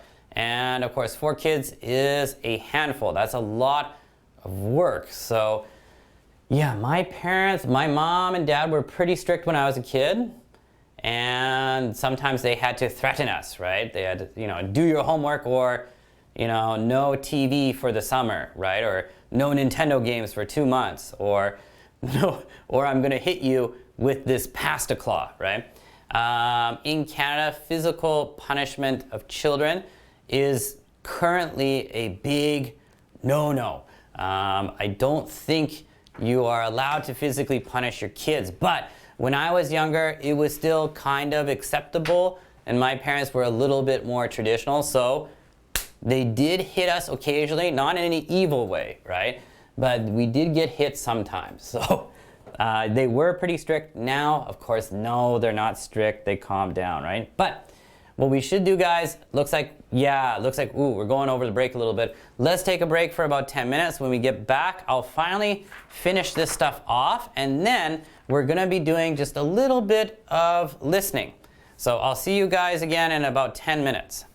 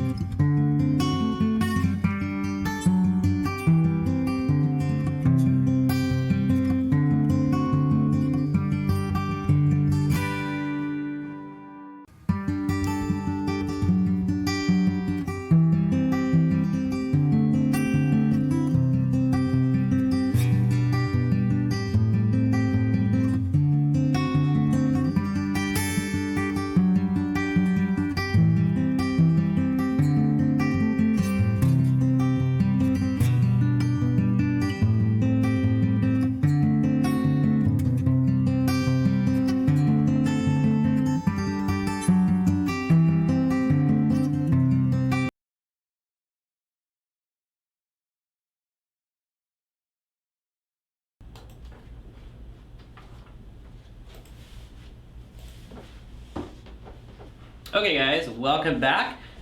We are going to complete this speaking practice. Of course, I'm just giving my oral example. Hopefully that helps you guys out if you guys were to answer these questions, right? So basically, we were halfway through number 9, right?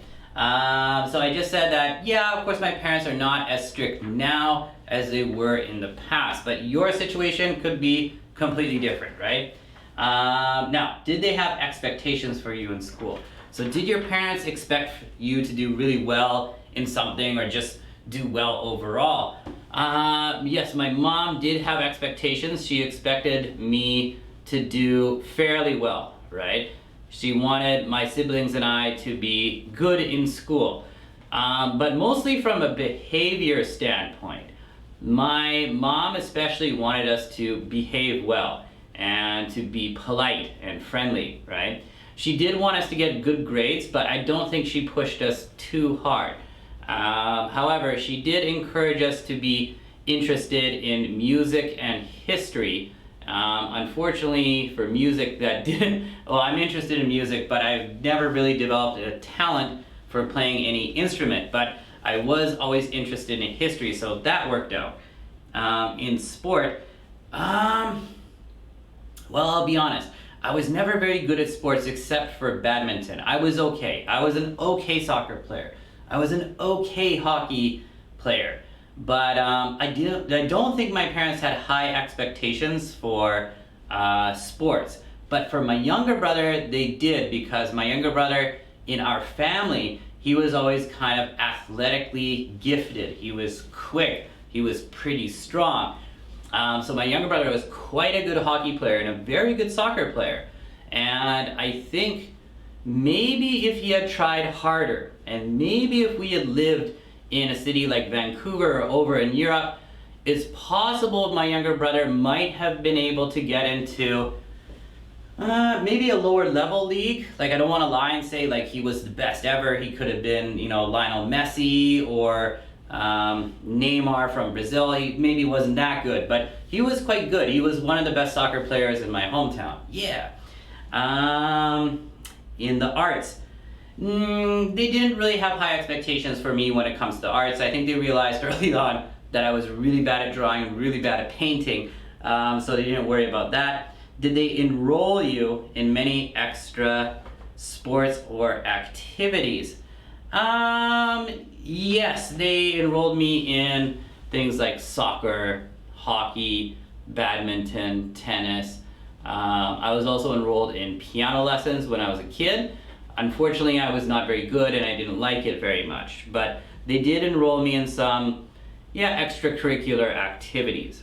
Anyhow, let's take a look at number 10 before we move on to our elective, which is music listening today. It says, in your opinion, when does a child become an adult? Whoa, that is a tough question. Okay, so legally in Canada though, you become an adult when you are 18 years old. However, it depends on the province. When you're 18, in British Columbia, you cannot legally drink alcohol, right? And you cannot legally buy cigarettes. So I would say in BC that you don't really become an adult until you're 19 years old, because then you may go to a bar and enjoy alcohol or smoke cigarettes. You can make those choices. Hopefully you don't smoke cigarettes and hopefully you don't drink too much, but you have the freedom to make that adult decision and you may vote. Actually, to be honest, I think you can vote when you're 18 in Canada. Yes, you can. Ugh. But my personal opinion, when do you become an adult? Ooh, that is tough. That's actually kind of a deeper question. When do you become an adult? When do you become an adult in Canada? I think in Canada, or in general, not in Canada, when do you become an adult? I think after you move away. No, you could still be living at home. And like Vancouver is very expensive, so a lot of people continue to live at home into their 20s, maybe sometimes even their 30s. I don't blame them because it's just a very expensive city. But in my personal experience, I think when you start taking care of yourself as a man or a woman and you live it could be that you're living independently. You take care of yourself, you pay your rent, you do your own laundry, you do your own cooking, and all these kind of things. You live independently and you do that successfully. That's when I think you become an adult. However, I do know there are a lot of people that continue to live at home because it's just a really expensive city, whether that's Vancouver or Tokyo or Seoul or whatever. But I think in order to become an adult, you must be independent and be willing and able to take care of yourself and hopefully also to take care of others, right?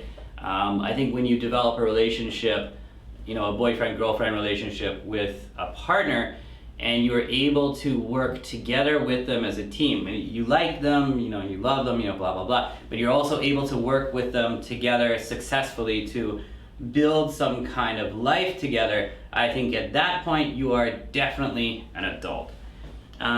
So when do you think people should be able to drive, vote, buy alcohol, cigarettes, get a tattoo, move out of the home? Yeah, that's a lot of things here. In Canada, I think you should be able to drive when you're 16 years old. I think that's when you can start getting your driver's license, so I think that's fine. I don't have a problem with the current system.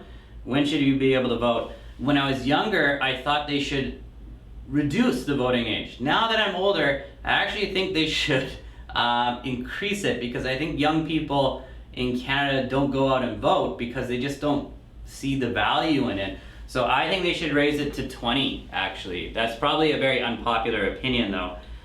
When should people be able to buy alcohol and cigarettes? I agree with the standard in British Columbia right now. I think that 19 years old is okay. Of course, that means some people will get addicted to cigarettes or tobacco, but that doesn't really matter whether you're 19 or legally able to buy it anyhow, because you'll get it when you're younger or illegally if you really want it. Get a tattoo. Ugh. Yeah, my opinion, also this will probably be unpopular, especially in the city that I live in, but I think you should be 19. You should be legally an adult before you can get a tattoo. I think a lot of teenagers these days probably get tattoos, and I think 10, 20, 30 years later, they're really going to regret it. I think tattoos can be awesome, but I think the ones that teenagers get are usually decisions that they made in the heat of the moment without really thinking about it. So they get these kind of stupid tattoos, sometimes in a foreign language that they don't understand, but they think it looks cool.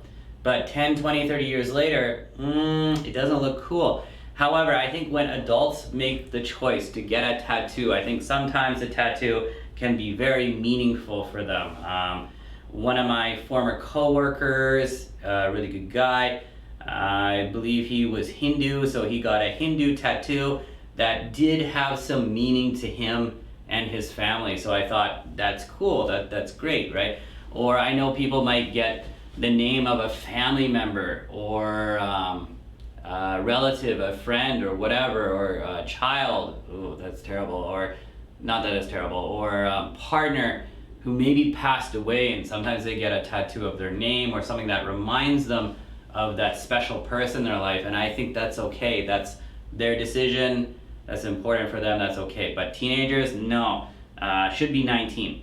Move out of the home. When should people move out of the home? My personal opinion is 18, but like I said, Vancouver or maybe where you live is really, really expensive, and it's really hard to move out of the home. But I think if it's possible, I think it is good for young people to try to be independent as soon as possible, because then they'll really appreciate their parents much more, right? When you move out and you're 18, like I did, and a lot of people in Canada do, and then you're like, oh my God, I have to do laundry, right? Otherwise, you don't want to be wearing stinky underwear and stinky socks, right? Or stinky t-shirts.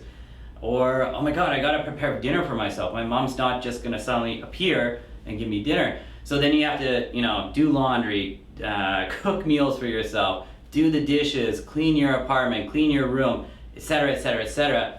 I think this is a really good experience for younger people, right? And it really makes you appreciate your parents, probably especially your mom, because then you realize, oh my God, my mom did so much work for me. and maybe I should have been more grateful. I should have been more thankful, right?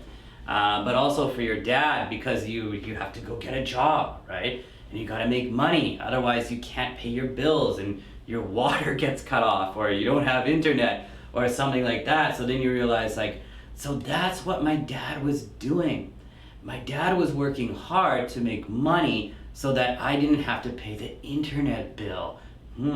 So I do think trying to be moving out of your home as young as possible is good, because you have to realize how difficult life can be. And at first it is really difficult, and it gets much easier afterwards, after you realize, like, okay, I can get this job and make stable money, and I can cook for myself, and I can clean, and etc., etc. Okay guys, but I should zip it. I should stop talking so much. And that is our speaking practice. I really do think, I know it's weird, but I think it is a good idea, especially if you have a partner at home, if you have a wife, a husband, a girlfriend, boyfriend, etc. Practice this with them, right? It could be a lot of fun. And I think a lot of these questions, especially for people maybe in your mid-20s, your late 20s, your early 30s, whatever, maybe you don't have kids right now, but maybe you have a partner and you're thinking about having kids. It's a good idea to talk about this kind of stuff, right? What are your dreams for your future children? Do you have the same dreams? Maybe you don't, and maybe that's okay. You could make some kind of compromise, right? These are really important questions that I think all couples who want children should actually think about. But let's move on, guys. We're not doing too bad time-wise. We got about 40-ish minutes, and we do have one more thing today, and that is actually a listening activity. And we're going to be listening to the song Time of Your Life by Green Day. So actually Green Day, there's some really useful information. I'm going to read over it. We're going to think about it a little bit. But Green Day has been a very, very popular band for such a long time. They were popular when I was a little kid. And they had this one song, Time of Your Life, that made them extremely popular. It's a very catchy song. It's very sentimental, kind of emotional, but very catchy song. It's a very nice song. So we're gonna listen to this song, but before we do that, we got some information about this band. So I'm gonna read over this, so you guys take a look too. Maybe we could read together. It says, Green Day is an American punk rock band formed in 1986 by lead vocalist and guitarist Billy Joe Armstrong and bassist and backing vocalist Mike Dernitt. For much of their career, the band has been a trio with drummer Trey Cool. In 2012, guitarist and backing vocalist Jason White became a full member after playing in the band as a session and touring guitarist for 13 years. Okay, so interesting information about Green Day. Now, more interesting though, they are one of the world's best-selling bands of all time. Yeah, seriously, they've sold a lot of albums. They having sold more than 75 million records worldwide. The group has won 5 Grammy Awards for Best Alternative Album for Dookie, Best Rock Album for American Idiot, Record of the Year for Boulevard of Broken Dreams, Best Rock Album for the second time for the 21st Century Breakdown, and Best Musical Show Album for American Idiot, the original Broadway cast recording.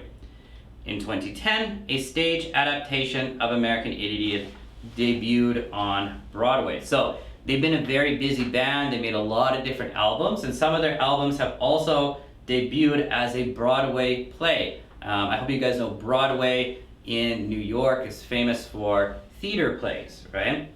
Anyhow, the musical was nominated for 3 Tony Awards: Best Musical, Best Scenic Design, and Best Lighting Design, losing only the first. Also in 2010, Green Day were ranked number 91 in the VH1 list of the 100 greatest artists of all time. In 2014, it was announced that the band would be inducted into the Rock and Roll Hall of Fame of 2015 in their first year of eligibility. Okay, so actually there's a lot of difficult vocabulary there. I don't want to go over everything because it would suck up a lot of time, but if you guys have extra time and you're interested, please look it up. But Green Day, maybe, I think especially if you live in like Brazil, because I know in Brazil there's actually a lot of people who are interested in like American rock or like pop rock or punk rock, that kind of stuff. So you guys might actually be familiar already with Green Day because they're super famous. But maybe in Japan and Korea too. I know rock music is not as popular, especially maybe recently, but you might also know Green Day. They're really, really, really famous. So what we got, guys, is, of course, if you look here, we have the discussion questions, and we could do this, we could do this either before or after, right? And on the back side here, we have part of the lyrics, but there are big blanks.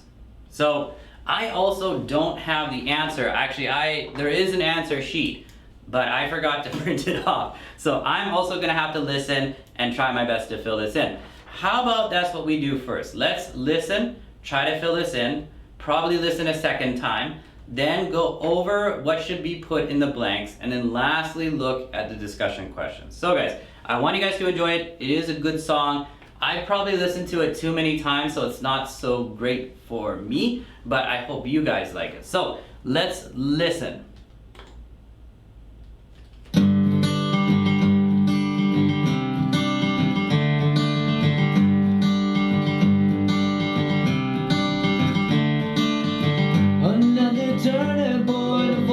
In the road. Whoops, I accidentally turned it off because I was trying to turn it down. Okay, sorry guys, one more time, we're gonna start again. Here we go, here we go. Okay.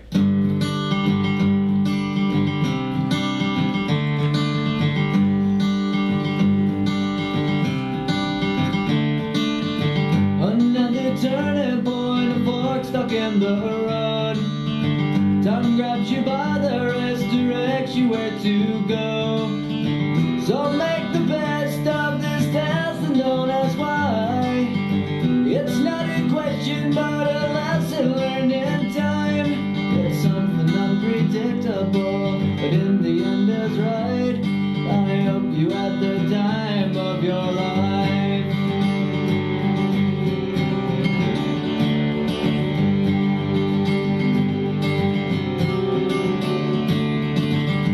Take the photographs and still frames in your mind, hanging on a shelf in good health and good time. Tattoos of memories and dead skin on trial. For what it's worth, it was worth all the while. It's something unpredictable, but in the end it's right. I hope you had the time of your life.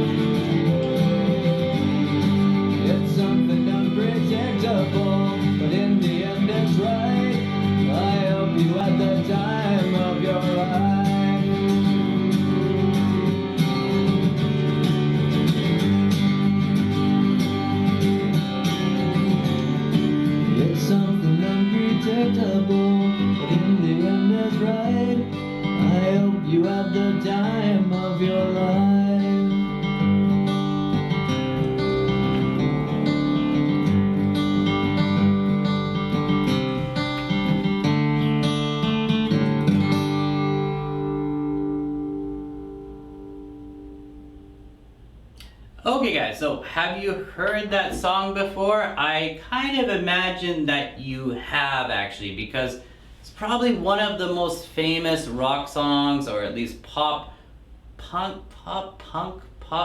rock songs of all time. Very, very catchy, very kind of beautiful song, right? Talking about this person going through life and hoping that we all have a good time and we have good memories throughout our life, right? Now, filling in the blanks here though, I can realize that some of this is pretty hard, but certain things are repeated again, and again. So it's a little bit tough, but not too hard. So why don't we listen again, and again, try to fill in these blanks here. So here we go, one more time. Maybe two more, we'll see.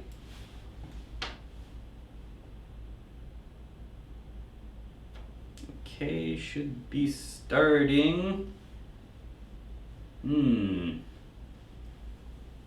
Why is it not starting?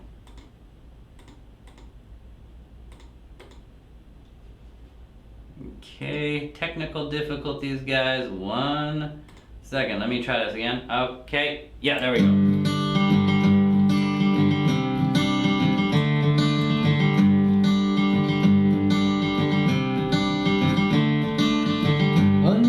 Turning point, a fork stuck in the road. Time grabs you by the wrist, directs you where to go. So make the best of this test and don't ask why. It's not a question but a lesson learned in time. It's something unpredictable, but in the end is right. I hope you had the time of your life.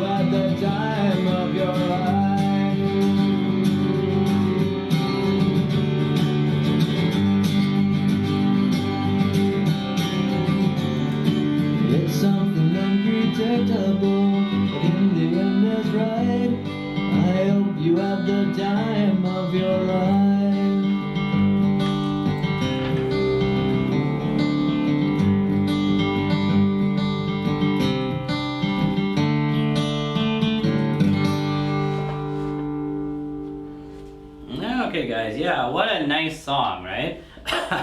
It really is so.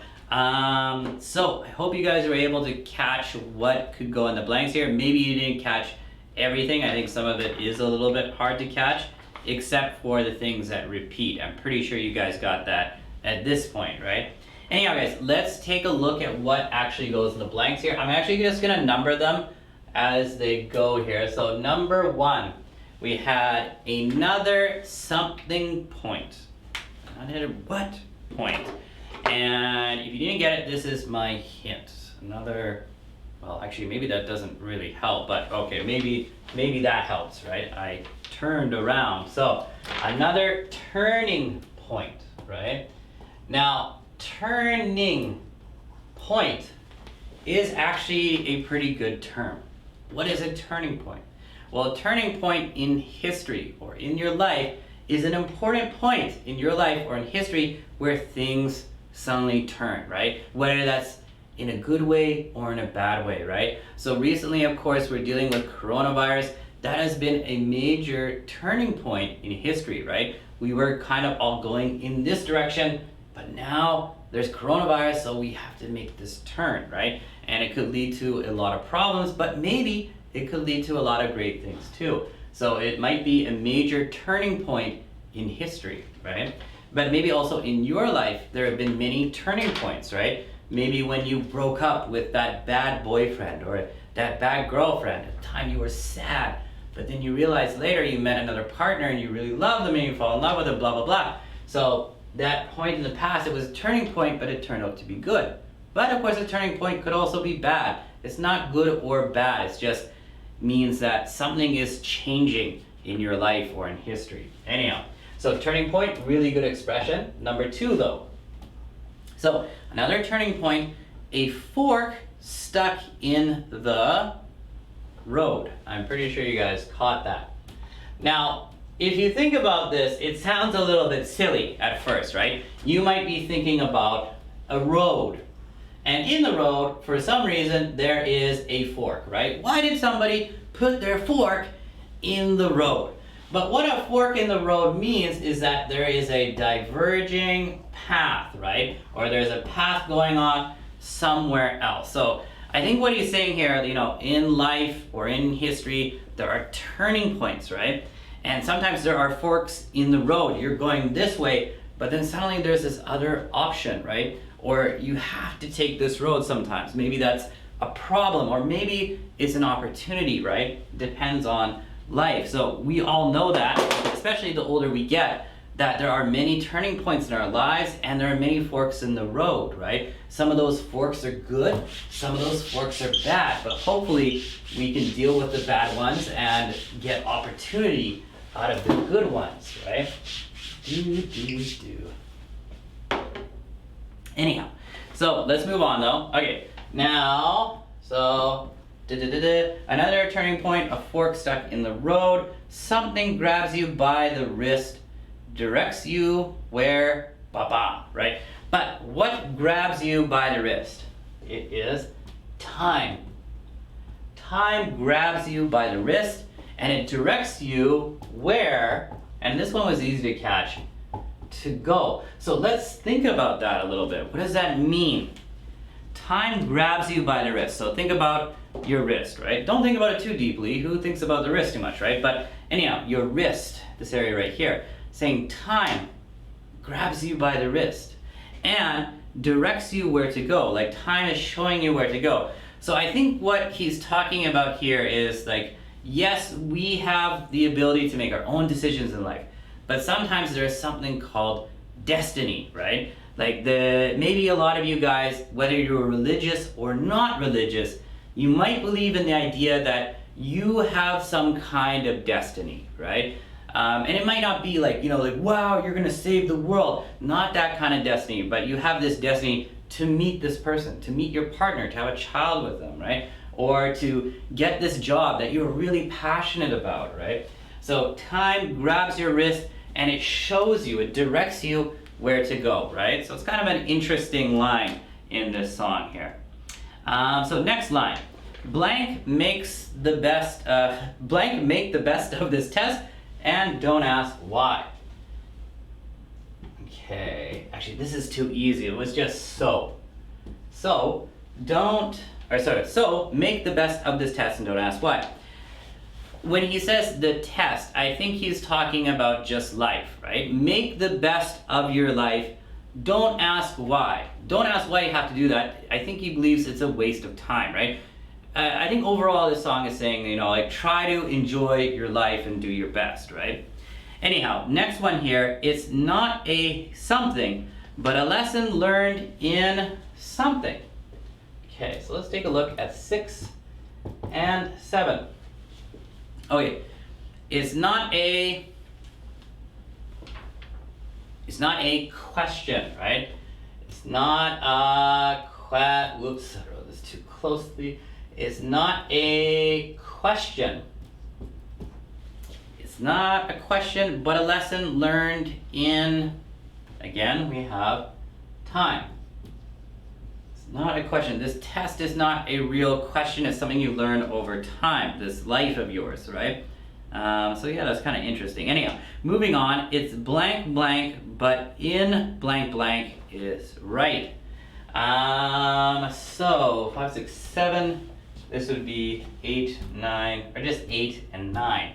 Okay, now this is the main refrain, right? And this is repeated many times throughout the song, but he says, it is something, now, okay, I'll write this on 2 lines. It's something what?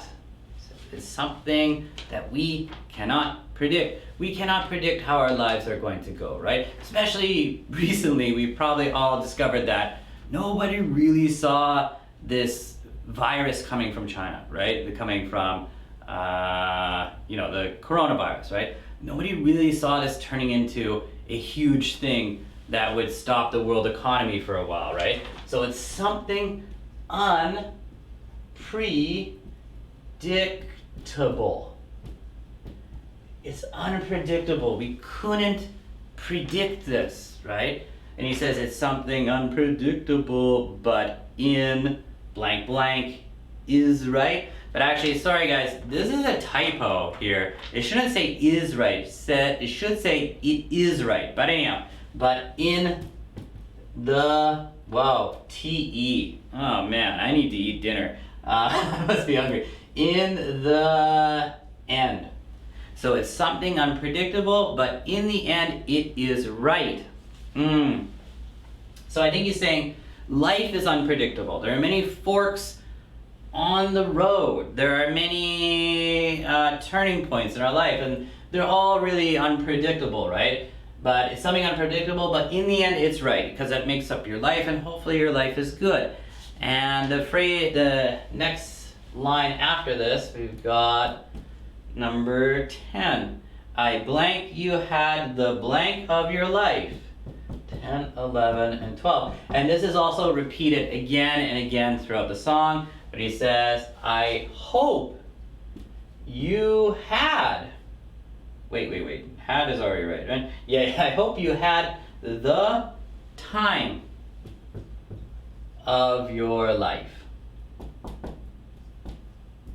I hope you had the time of your life. Now, if you say that to somebody, I hope you have the time of your life, you're saying, I hope you have a really good time, right? Like your friend is going to a party tonight or a concert, right? They're going to a Green Day concert, right? And you say, hey, I hope you have the time of your life. I hope you have a really good time, right?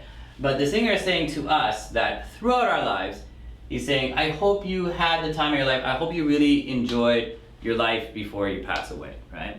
Okay, but anyhow, moving on. So he said, so take the blank and still frames in your mind.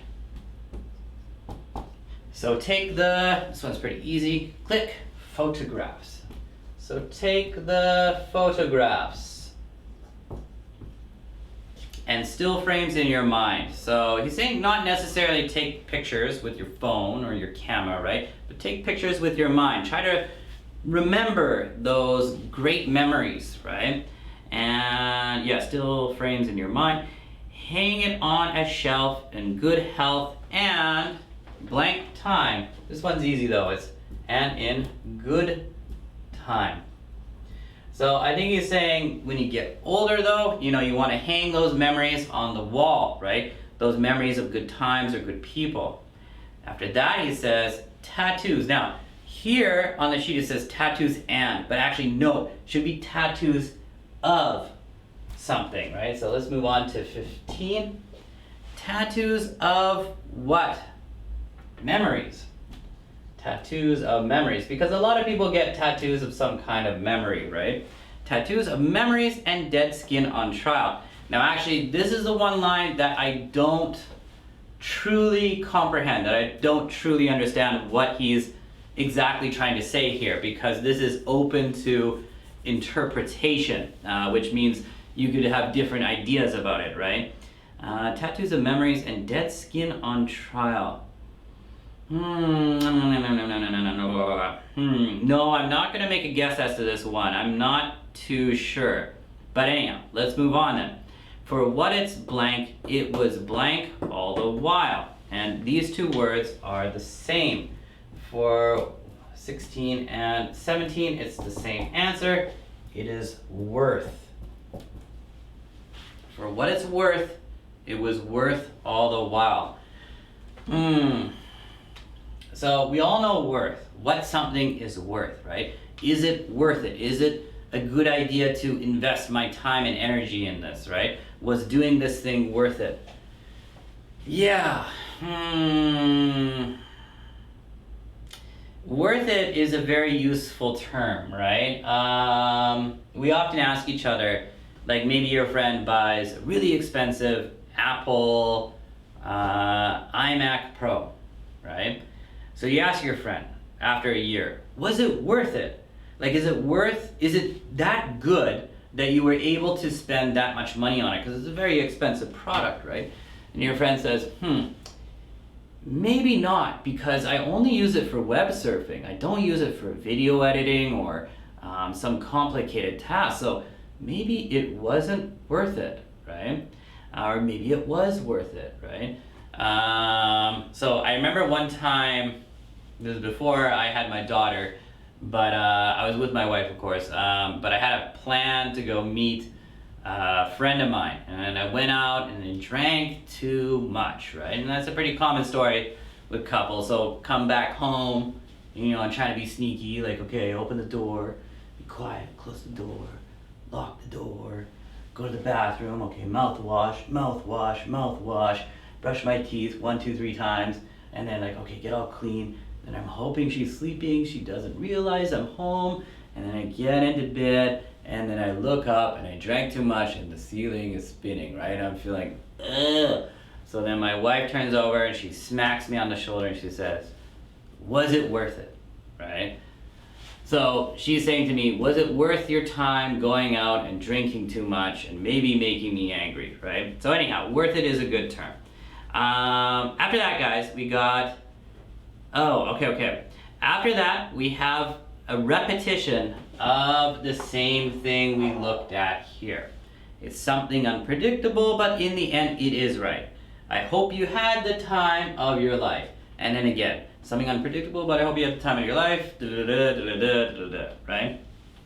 Okay, but taken as a whole, my interpretation of this song is that I think the band Green Day is trying to tell us that that life is very unpredictable. We don't know where we're going. Sometimes there are major turning points, there are forks in the road, and there's difficult times, but we should really try our best to cherish and enjoy our lives and to keep in mind the good memories that we have with people, right? And before we die, we should really appreciate our lives. And hopefully that's true for everybody, right? Anyhow, it's a really good song. But what we'll do, guys, whoa, yeah, we only got about 10 minutes here, but that's about perfect. Let's take a look at these wonderful discussion questions together.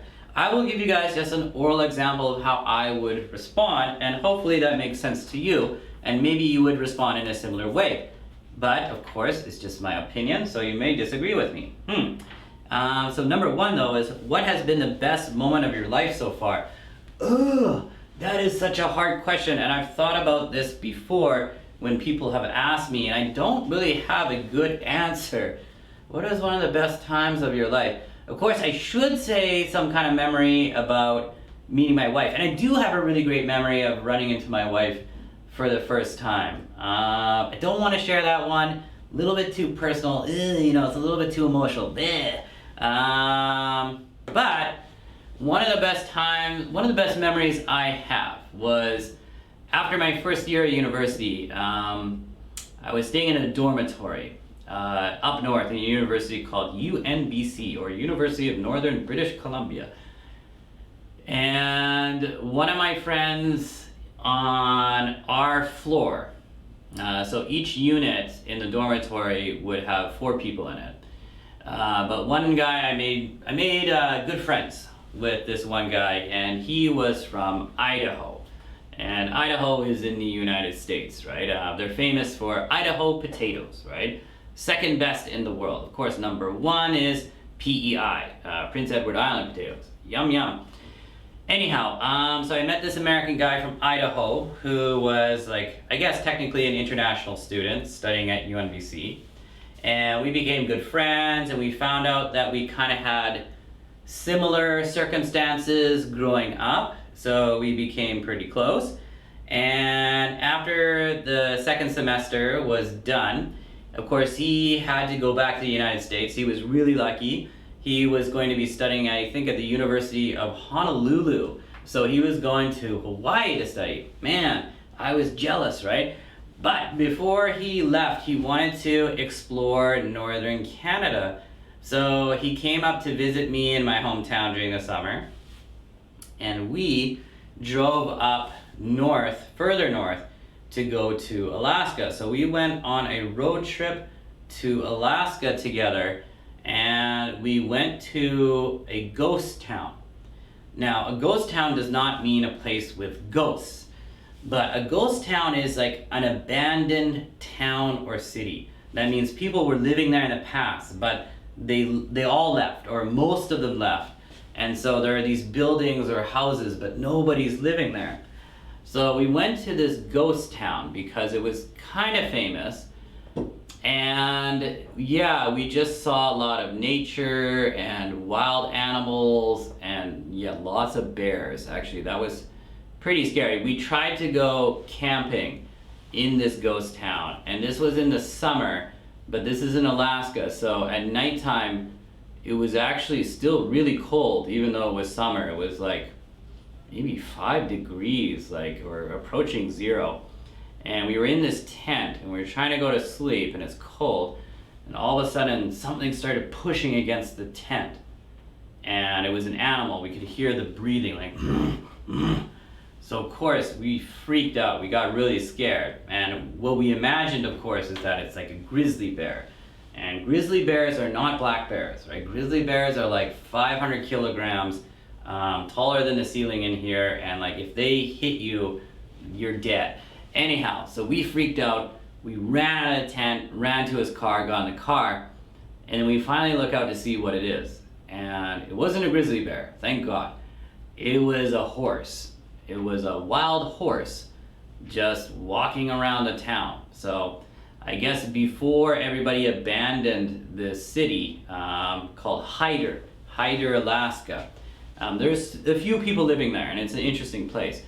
The farmers or whoever had animals just let them go. Anyhow, it was an interesting and very weird experience. And hey, thanks, Brian. It was such a weird experience, but it was a really good memory, and it stuck in my mind. But of course, my #1 memory of all time is how I met my wife, but that's too personal. But yeah, let's take a look at number 2. What are some of your future dreams? How do you plan on achieving these dreams? Wow, again, this is a really tough question, right? A very deep question. What are some of your future dreams, and how do you plan on achieving them?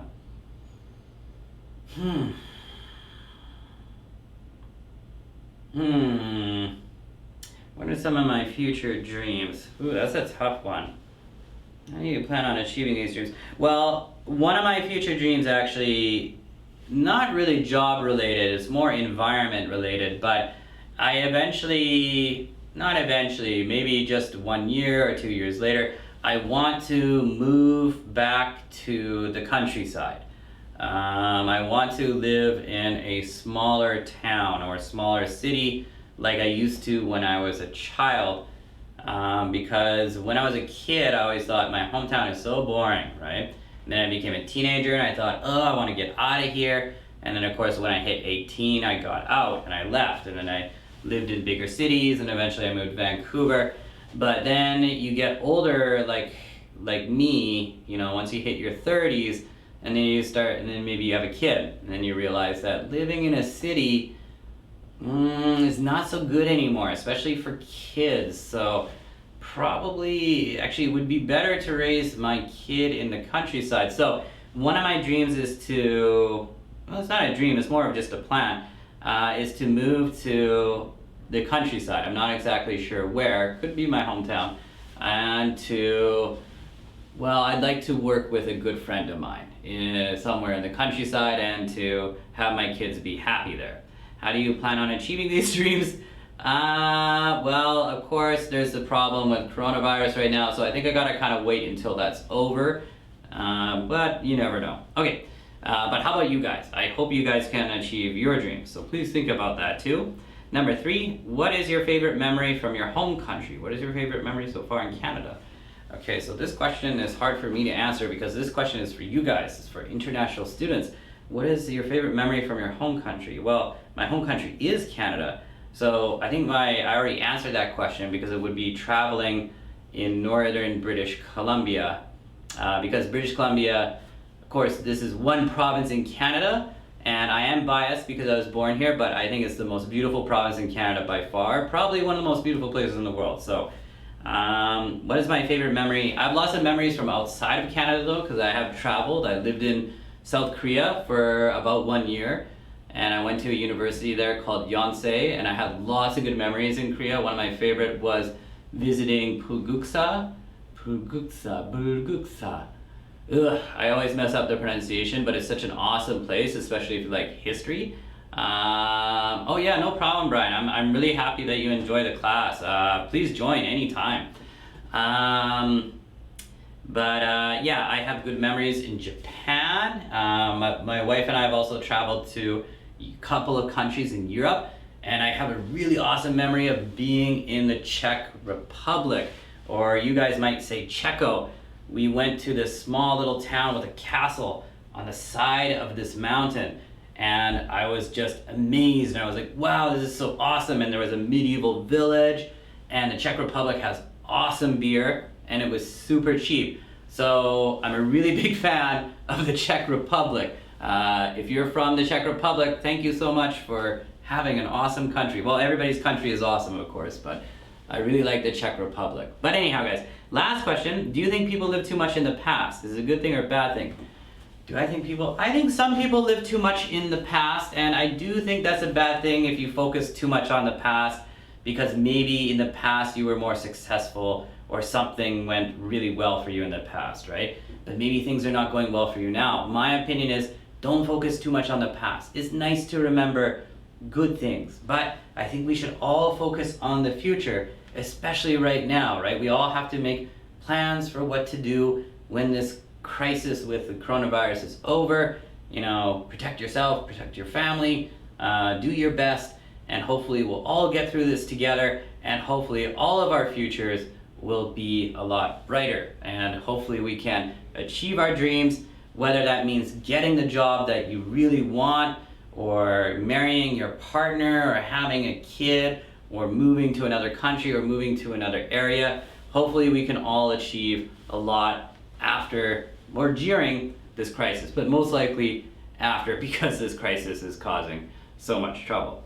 Anyhow, guys, that's about it. But yeah, this song is awesome. These are great questions.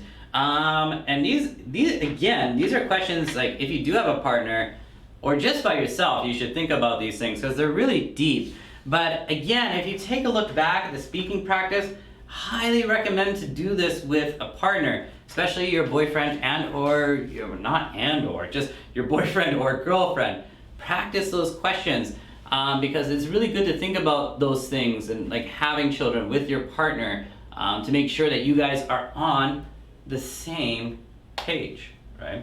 Anyhow, guys, that about does it for our class today. I hope you guys enjoyed everything. Please do review. Remember, you can take the quiz. It will be up, but I highly recommend before you take the quiz, do some of the grammar. Like take a look over that, try to make sure you understand it. Also, do some review with the idioms. And of course, you can rewatch this class, right? So rewatch it if you aren't sure. But of course, it's Friday here. Well, it's Friday everywhere, right? Well, it might be Saturday in your country, actually. But have a good weekend and have fun. I will talk to you guys later.